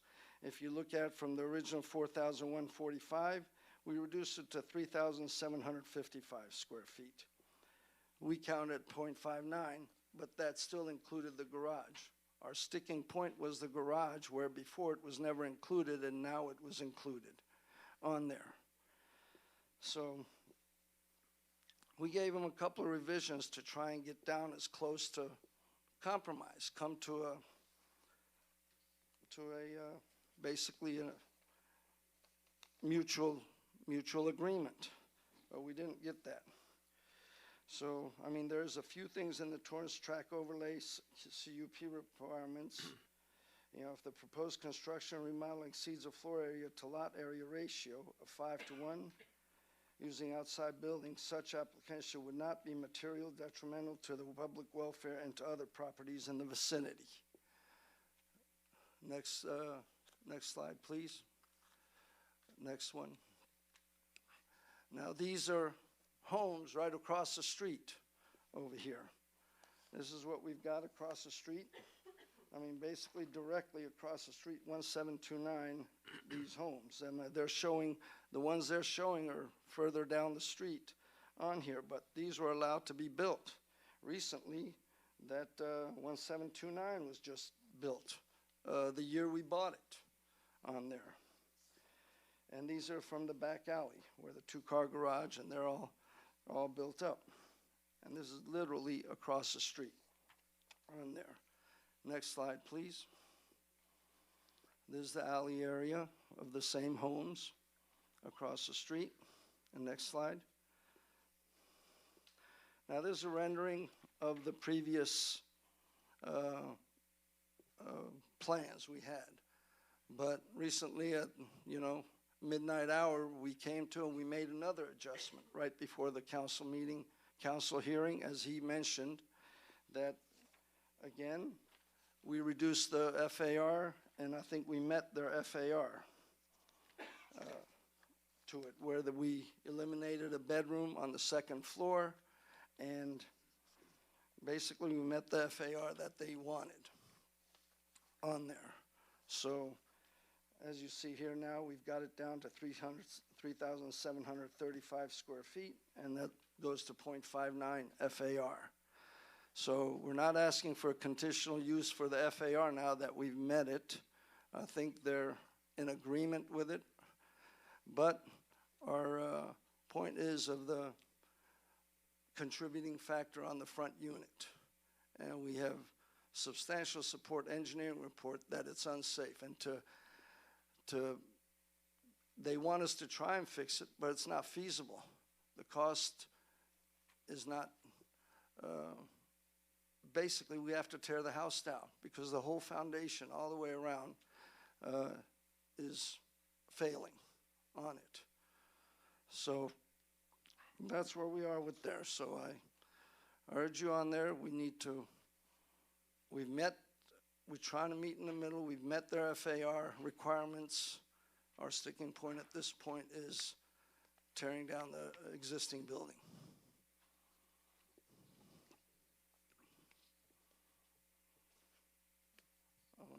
And next slide. That's a side view. Next slide. This is the new floor plan. I think you have a copy of it over there. As he had mentioned also that we had submitted to them, and they're supportive of that to meet the FA. Thank you. Your time is up. Now we'll bring it back to the council. Do any of the members have questions for the appellant?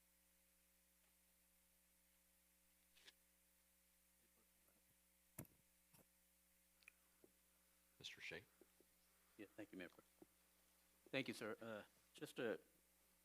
It's very hard to read the document that you're providing about foundation. I just want to understand, you said in the report it says the foundations are the structural damage in the foundation. Mm-hmm. Can you point out where does it say in the report? I didn't see that. I saw other bunch of conditions, but I didn't see anything about foundation. No, on the report that we had, can I read it on here?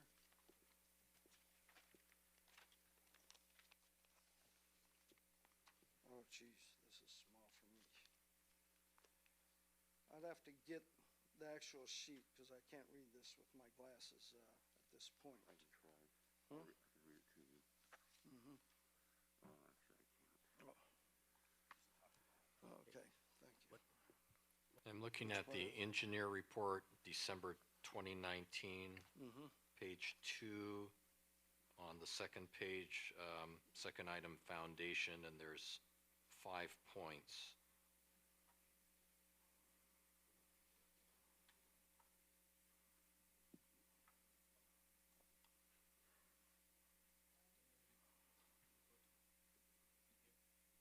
This is in there. Here, at the bottom, on the, Mayor Pro Tem, it's in the vicinity of page 72 or 73 is the engineer's report. Whether it states that the foundations are crumbling, I did not have an opportunity to see that. number 2, the last the middle paragraph, right on conclusions and recommendations. The last sentence, most important, the entire floor and foundation system must be rebuilt and upgraded to meet current codes and standards. Okay, thank you, sir. Thank you. Okay. Any other questions from the council? Councilmember Matucci. Thank you, Mayor Pro Tem, and thank you for your explanation. Yeah, I can see some of those floor joists being held up by bricks, stacked up bricks. So I fully understand your concern. Now, where I get kind of stuck on these particular projects for that particular area is what's deemed historical versus just an old house, and I think we need to really first identify what's historical and what's historically protected or not, because there's a lot of old houses in town that could probably use some sprucing up. Did you receive any indication why it would be deemed a historical site, or? No, I didn't. No, I did not receive it. That's what, when I went to the counter, none of that had been brought up, and even the contributing factor of that. That came up later when we started showing them engineering reports and this, and then that came up, and that was the only time in the middle of us trying to get the plan approved. Okay, and you're saying that your FAR went from a 0.65 to 0.59? Yes. Okay, can we confirm that with staff? That's including the garages now. Before, we were going back and forth with the FARs, and we were arguing that before we were not told the garages were not included. So that was the back and forth. We finally came up, I said, the last one's okay. We eliminated the bedroom. We came, including the garages, to the FAR standards that they require. Okay. So we got to that. Okay, and if I can just get confirmation from staff, if you may. Councilman Matucci, yes, the FAR was reduced to 0.65, but it includes the garage square footage as indicated by the Torrance tract overlay. Okay, so it's 0.65. That's correct. That's including the garages, though. Correct. Okay, is that typically how we calculate FAR? So, because of the Torrance tract, Councilmember, it required contributing structures and altered contributing structures to count the FAR towards count the garage square footage towards the floor area ratio. In other areas, in the regular R2 zone, it does not have that requirement. Okay. Okay, that's what I thought. Okay. Very good. Going back to the historical argument, I fully understand why people want to try to maintain, a certain look to the neighborhood. From looking at your design, it looks like you're trying to kind of match that look. Yes, we are trying to maintain that craftsman style and keep that look on there with the stone at the front porch and we're trying to adhere to that look. Yeah, and, you know, and having done construction, projects myself, I do understand that sometimes it's just easier just to mow it down than try to fix something that you're trying to piece it together. Looking at those foundations, you would have to replace foundation, and it's really hard to replace foundation with a house on top of it, you know? So I fully understand your argument on that. I am a little concerned about the ratio. I didn't know. Quite honestly, I just found out now that we have to count the garages, which is a lot of square footage in itself. I'm happy to see that there are on-site garages, because it seems like the Yeah, the state's kind of streets shying away from having garages, period. I don't understand why. But anyways, all right. I think I answered all my questions. Thank you. Councilmember Shake. Thank you, Mayor Pro Tem.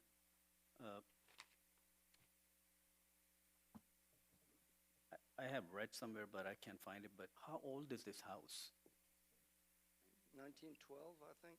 1912. Okay. And how many times this house was modified or changed? Do we have any record for that? There was a non-permitted work in there done. They had taken a main wall out, bearing wall, and I don't know if, I think a couple of you said you'd been in that house a couple of times. It was a two-bedroom, and they'd taken a wall out. I guess she used it as a office right at that hallway. We had to end up putting that back up so the ceiling, because ceiling was coming down. And that was the unpermitted Yes. that you referred here? Mm-hmm. Is that accurate, Mr. Martinez? Councilmember Shake, unfortunately, I don't have the permit history in front, so I cannot verify that information.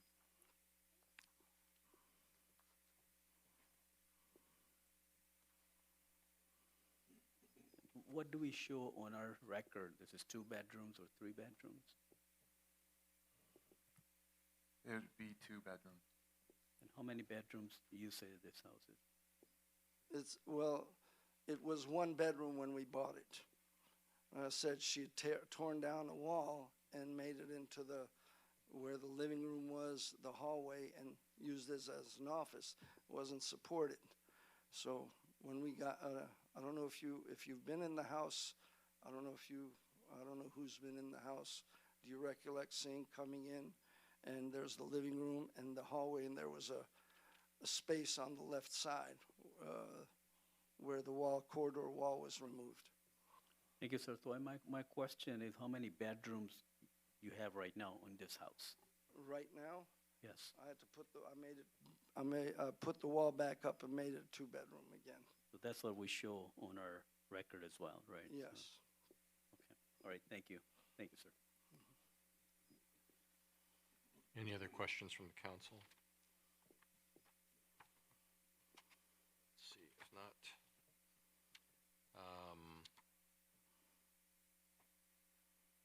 we will now take public comment on this matter. Each speaker will have up to 2 minutes to speak. City Clerk Poirier, has anyone signed up to speak on this matter? No one signed up prior to the start of the meeting, Your Honor. Thank you. Does any member of the public that did not sign up wish to be heard at this time?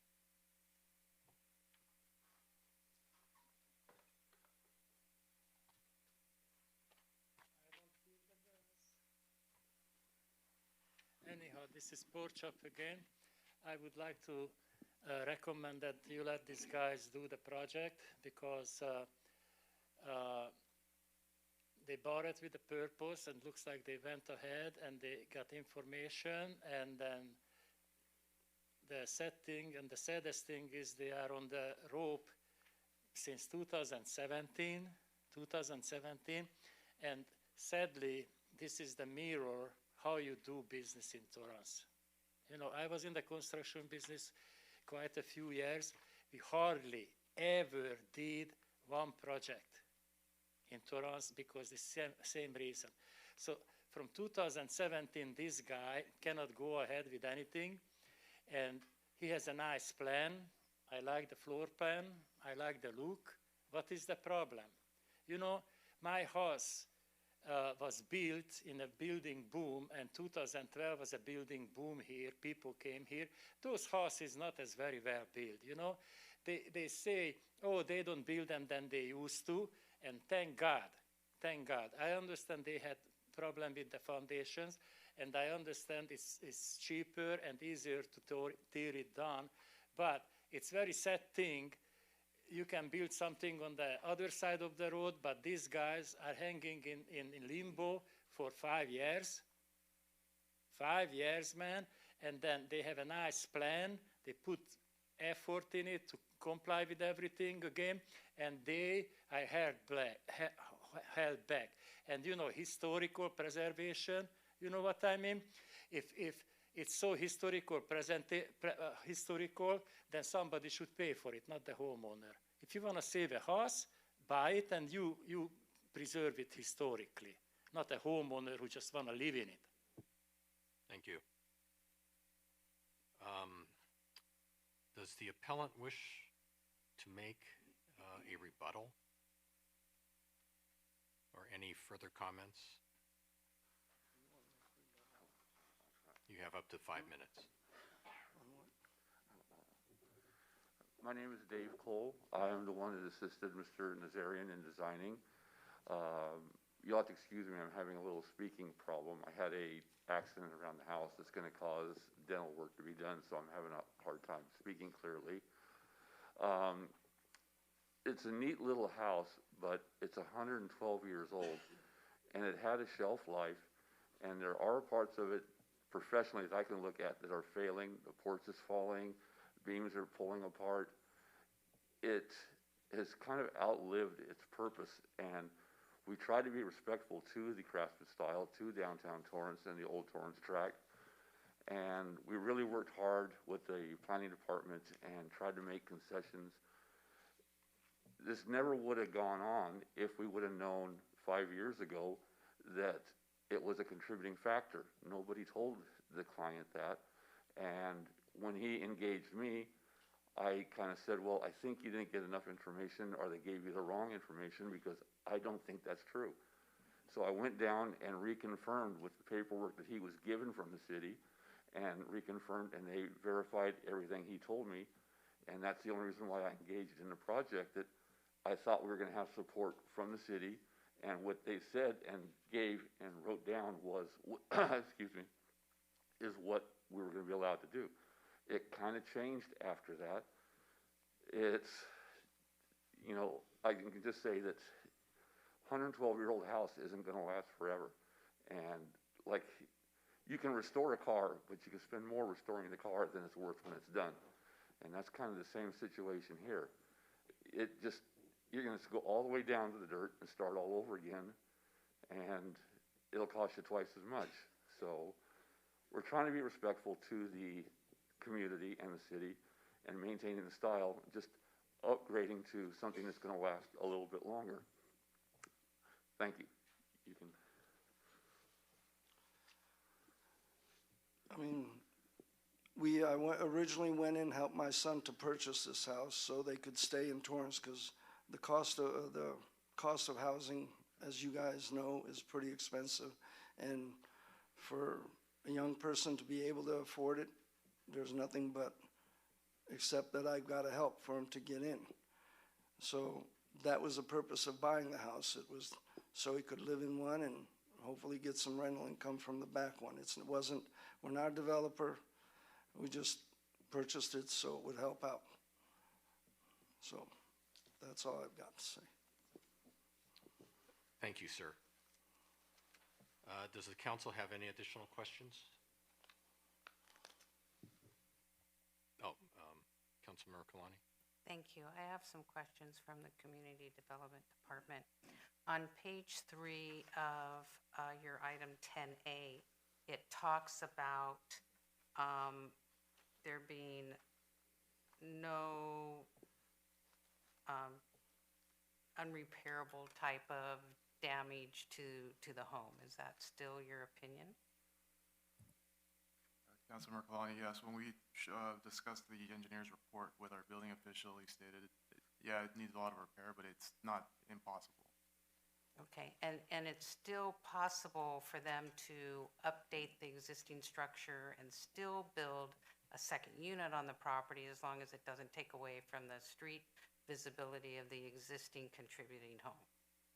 Is that correct? In staff's judgment, yes, council member. Okay.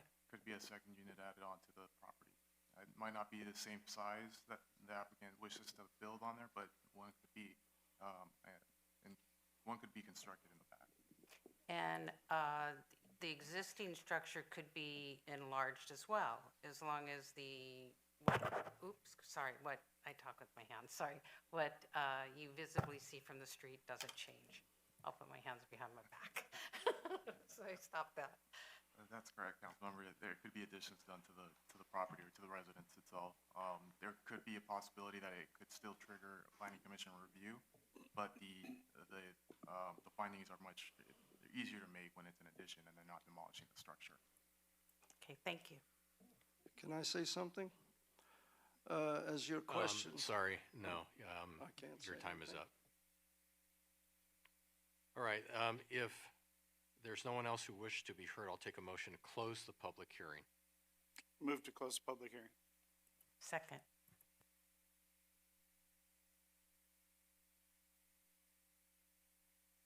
Start voting, please. Your Honor, that motion carried with Mayor Chen absent. Thank you. Does the city council wish to take action on this matter?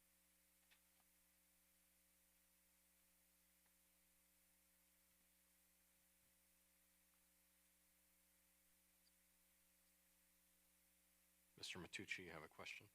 Yeah. Thank you, Mayor Pro Tem. This is for staff, obviously. So my understanding is that if we wanted to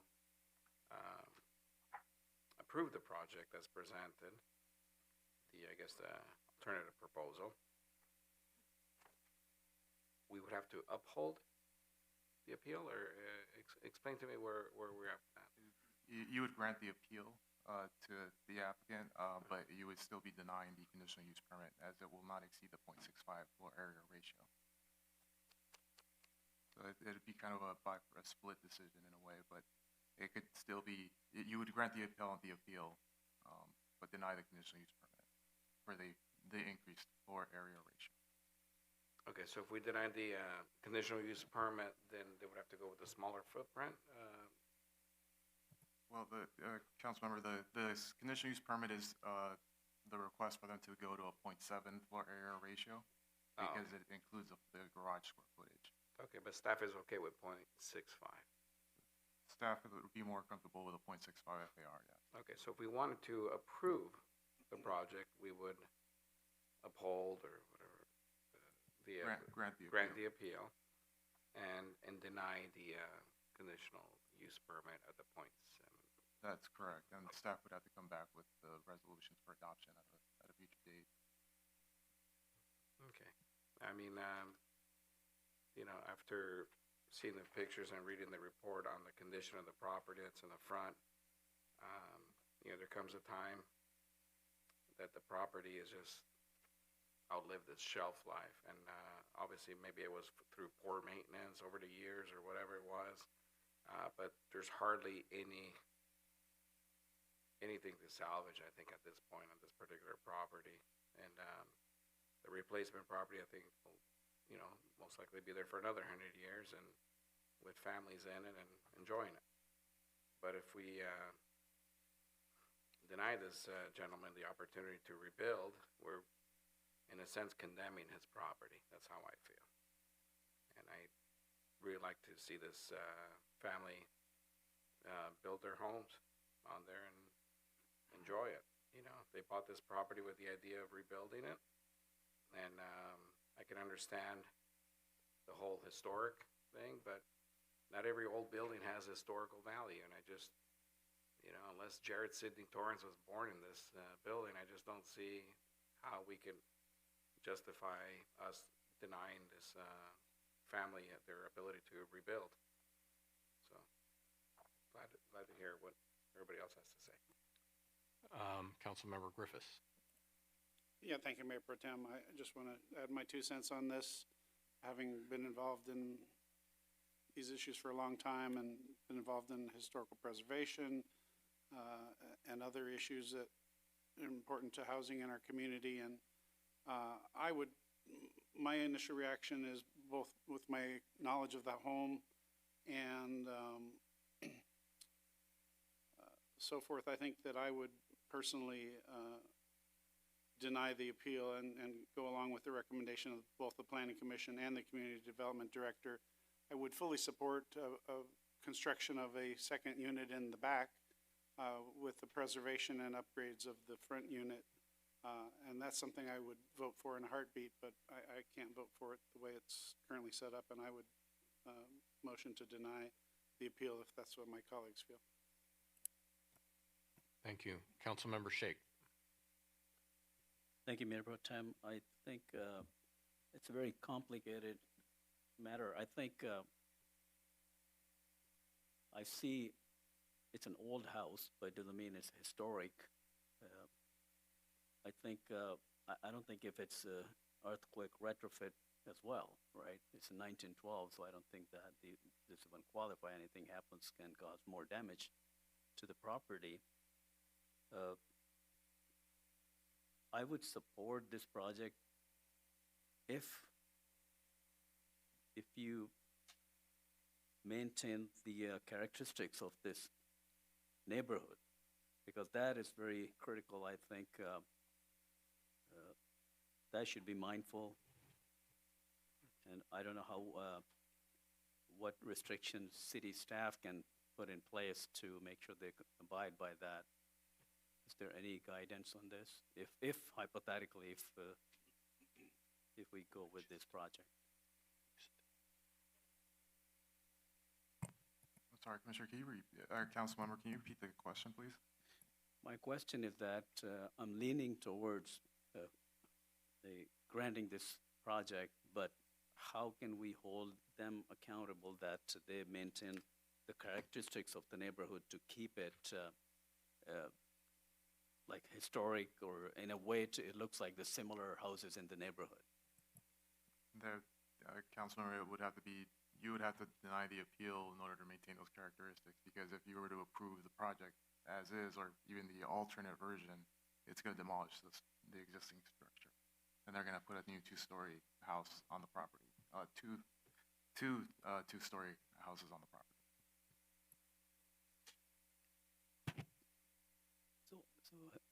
So my understanding is that if the house is in a condition that it can be a little danger to the residents, or it can, fall or anything happens, then it's okay for us to agree and have the landlord to build that property the way they want it. What I'm requesting is that a way that we could request the appellant to build the house in a way to maintain the characteristics of the neighborhood. Councilmember, we wouldn't be able to go over all that this evening. They would have to redesign the project. Okay. We wouldn't be prepared to go over that and provide those comments this evening. But can we make Those comments were provided to the applicant originally and all through this time to try to keep the characteristics already. So what's being presented is what you're actually voting on. We're not in a position to be able to start changing the plans right here. So are you saying by demolishing this project means we'll not comply with the characteristics of the neighborhood? No, I'm not saying that. What I'm saying is by demolishing this, by approving the applicant's appeal, then you will be getting the project that you have seen this evening.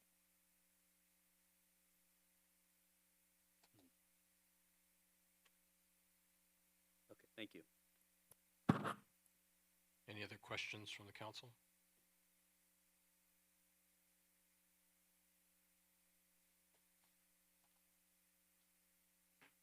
Okay. Hearing none, does the city council wish to take action on this matter? I do, Mayor Pro Tem. I'd like to make a motion that we grant the appeal and deny conditional use permit at the .70 ratio, and bring, well, it's we're denying the Councilman Matucci, Danny Santana, City Manager's Office. I just confirmed with staff, if the city council was interested in granting the appeal, the council can approve the CUP as presented, or you can approve it with additional conditions such as restrictions to reduce the floor area to a certain point, subject to the approval of the Community Development Director. That is not typically a practice we like to do on the fly, but it is within the ability of the council to do so. If the council did have additional design concerns that they wanted incorporated, you could add that into a motion, bring the matter back, but it is up to the council as to what you would want to do. Okay, well, I'd like to make a motion that we grant the appeal and put a limit of a 0.65 floor ratio.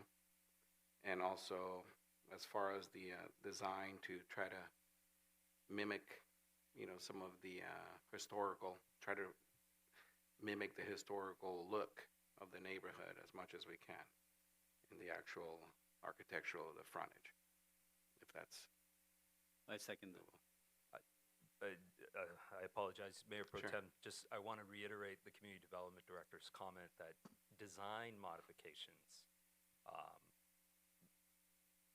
from an architectural perspective, it would be very loose, and it would likely put staff in a difficult position to be the ones to verify that. No, I understand, but I think the craftsman style that's being presented closely resembles the look of the 1912 look. So as a part of your downtown motion, Torrance. the council would accept this design that is proposed? Yes, I would say, I would say that I'll accept that design. To add more to that, the one design that is presented, we are not accepting that design. Just want to make sure that we're No, clear. we're accepting the design as Yes. presented with the craftsman style. So As a you're part of accepting Councilman that- Matucci's motion, that design would be accepted.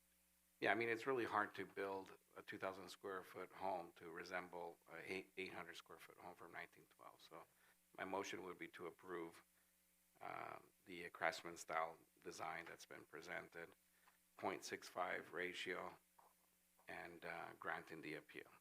Before we vote, Councilmember Kalani, you have a comment? Well, I think my comment is that we're changing what's being presented right now, and I'm not particularly comfortable with that. Can you help me understand, please? Thank you. Councilmember Kalani, I believe Councilman Matucci's motion would essentially approve the project as presented, but for clarification purposes, Councilman Matucci, were you looking at the alternate version plan, which is the one it's at 0.65 FAR? Correct. Okay, so then you would be approving the applicant's alternate version, which is Smaller 0.65 FAR. But just for clarification, Councilmember, the conditional use permit is not required as it's going to be compliant with the Torrance Tract overlay. Okay, so if we don't need a conditional use permit at 0.65, then we're not denying the conditional use permit. Because You're denying a conditional use permit because the project doesn't require one. Okay, so denying something that's not needed, okay. All right, got it. Mayor Pro Tem, I'd also like to add, although the CUP would not be required if the council were to proceed with the alternate design that has a 0.65, it would still require approval of the Planning Commission review case, the PCR case. Is that correct, Community Development? Yes, as the city manager, it would require approval of the planning commission review still.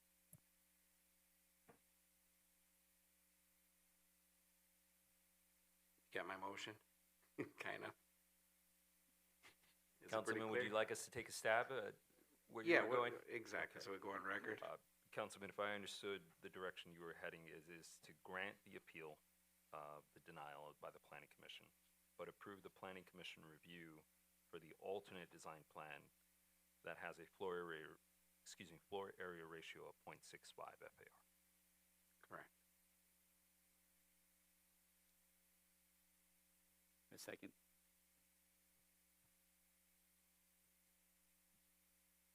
Start voting, please. Your Honor, that motion carries with Councilmember Griffiths and Councilmember Kalani voting no and Mayor Chen absent.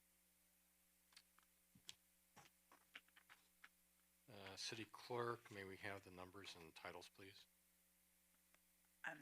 Or is that it? Community Development has informed me the resolutions will have to come back. Okay, thank you. Okay, thank you. Let's see, next item. Agency agendas. There are no agency agendas. Item 12, second reading of ordinances. Moving on to second reading of ordinances.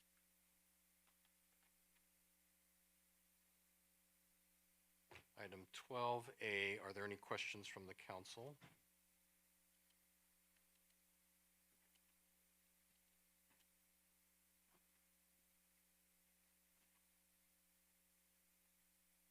Do I?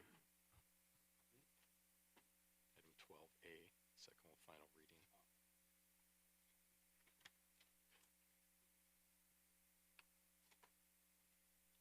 Oh, here it is. Bottom of page 11, Mayor Pro Tem. Second and final reading.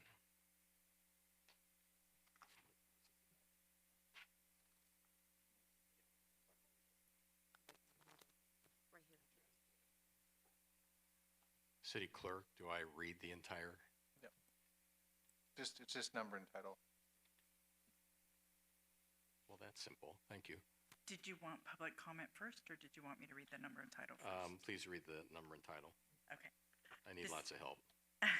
This is ordinance number 3928, an ordinance of the City Council of the City of Torrance, California, amending the Torrance Municipal Code to add section 31.1.10 to Article 1 of Chapter 1 of Division 3 regarding flight schools.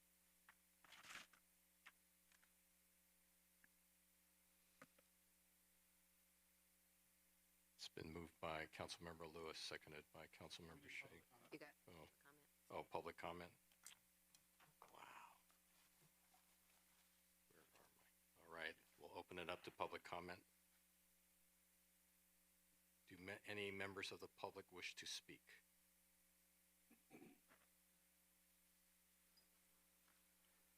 I say yes for this one, and I just wish, this never happened, and the persons responsible to allowing the 4 extra pilot schools, they should be reprimanded. But I'm for this measure, and you forgot to recuse yourself today, but I don't think it matters. You shouldn't recuse yourself before either. But thank God without her vote, this ordinance went through, and I hope Sling Pilot Academy be successful someplace else, and the other 3 who did not have a proper permit either. Thank you.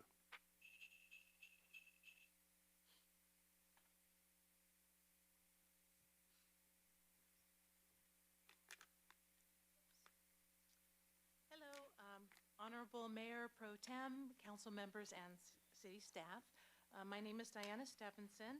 I have lived in the hillside neighborhood of South Torrance for over 50 years, and I just want to say that I appreciate that the city strives to be a balanced city of residential, industrial, and commercial use. Over the last few years, the Torrance Airport has become out of balance, and many residents have been negatively impacted. I want to thank the City Council and staff for their ongoing efforts to restore balance at the Torrance Airport, and I strongly urge you to continue this challenging and difficult work. Thank you. Thank you. Any other comments from the public? If not, I'll bring it back to the council. Councilmember Kalani? I just want to make a clarification that I previously accused myself regarding items that had the appearance of a conflict of interest due to personal relationships I have with some of the pilots at the airport. This does not affect that, and so I will continue to be involved in matters of the airport that don't require me to have an appearance of a conflict. Thank you. Thank you.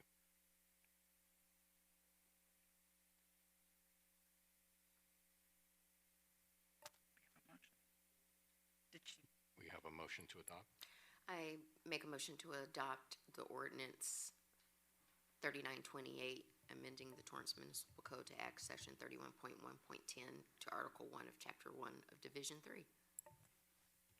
Second. Start voting, please. Your Honor, that motion carried with Mayor Chen absent. Thank you. We'll move on now to item 13, oral communications number 2. This portion of the meeting is reserved for comments on items not on the agenda. Under the Ralph M. Brown Act, City Council cannot act on items raised during public comment, but may respond briefly to statements made or questions posed, request clarification, or refer item to staff. Speakers under orals are limited to either oral communications 1 or oral communications 2, and no longer than 1 minute per speaker. Time starts when you step up to the microphone. Speakers, please turn off or leave your cellular phones when you come to the microphone to speak. If presenting handout materials to the council, please provide 11 copies to the city clerk before speaking. Do we have anyone who wishes to speak?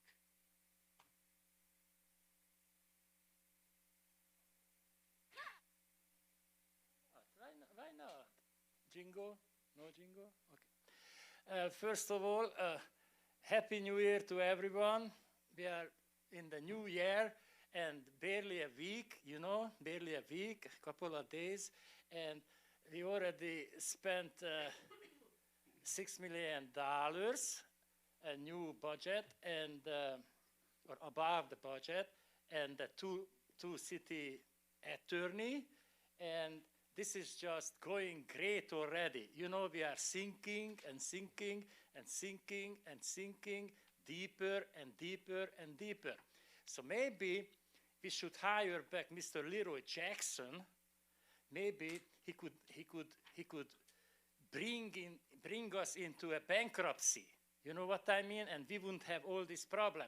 He was very good to leading our city down to the dirt, and I hope we're not going to continue like this. Thank you. I'll now call on the council. First in line is Mr. Matucci. I got nothing tonight, thank you. Councilmember Shake. Thank you, Mayor Pro Tem. I think you did a wonderful job today. Good job. Thank you. And Happy New Year. Thanks. Thank you. Councilmember Griffiths. Thank you. I want to say on New Year's morning, I woke up and I turned on the television to watch the Rose Parade up in Pasadena, and I was very ecstatic to see the Torrance Rose Float going down Colorado Boulevard with a banner in front of it that showed that it had won another award. Year after year, our Rose Float has been in the parade, seen by millions upon millions of people around the world, and the fact that we garner awards almost every single year, and we bring our community together to build that float up in Irwindale. It's just a fabulous thing for our city, and I'm really proud of our city for participating in that. And congratulations to the Rose Float Association for all your efforts to make that happen. Good night, everybody. Thank you. Councilmember Kalani.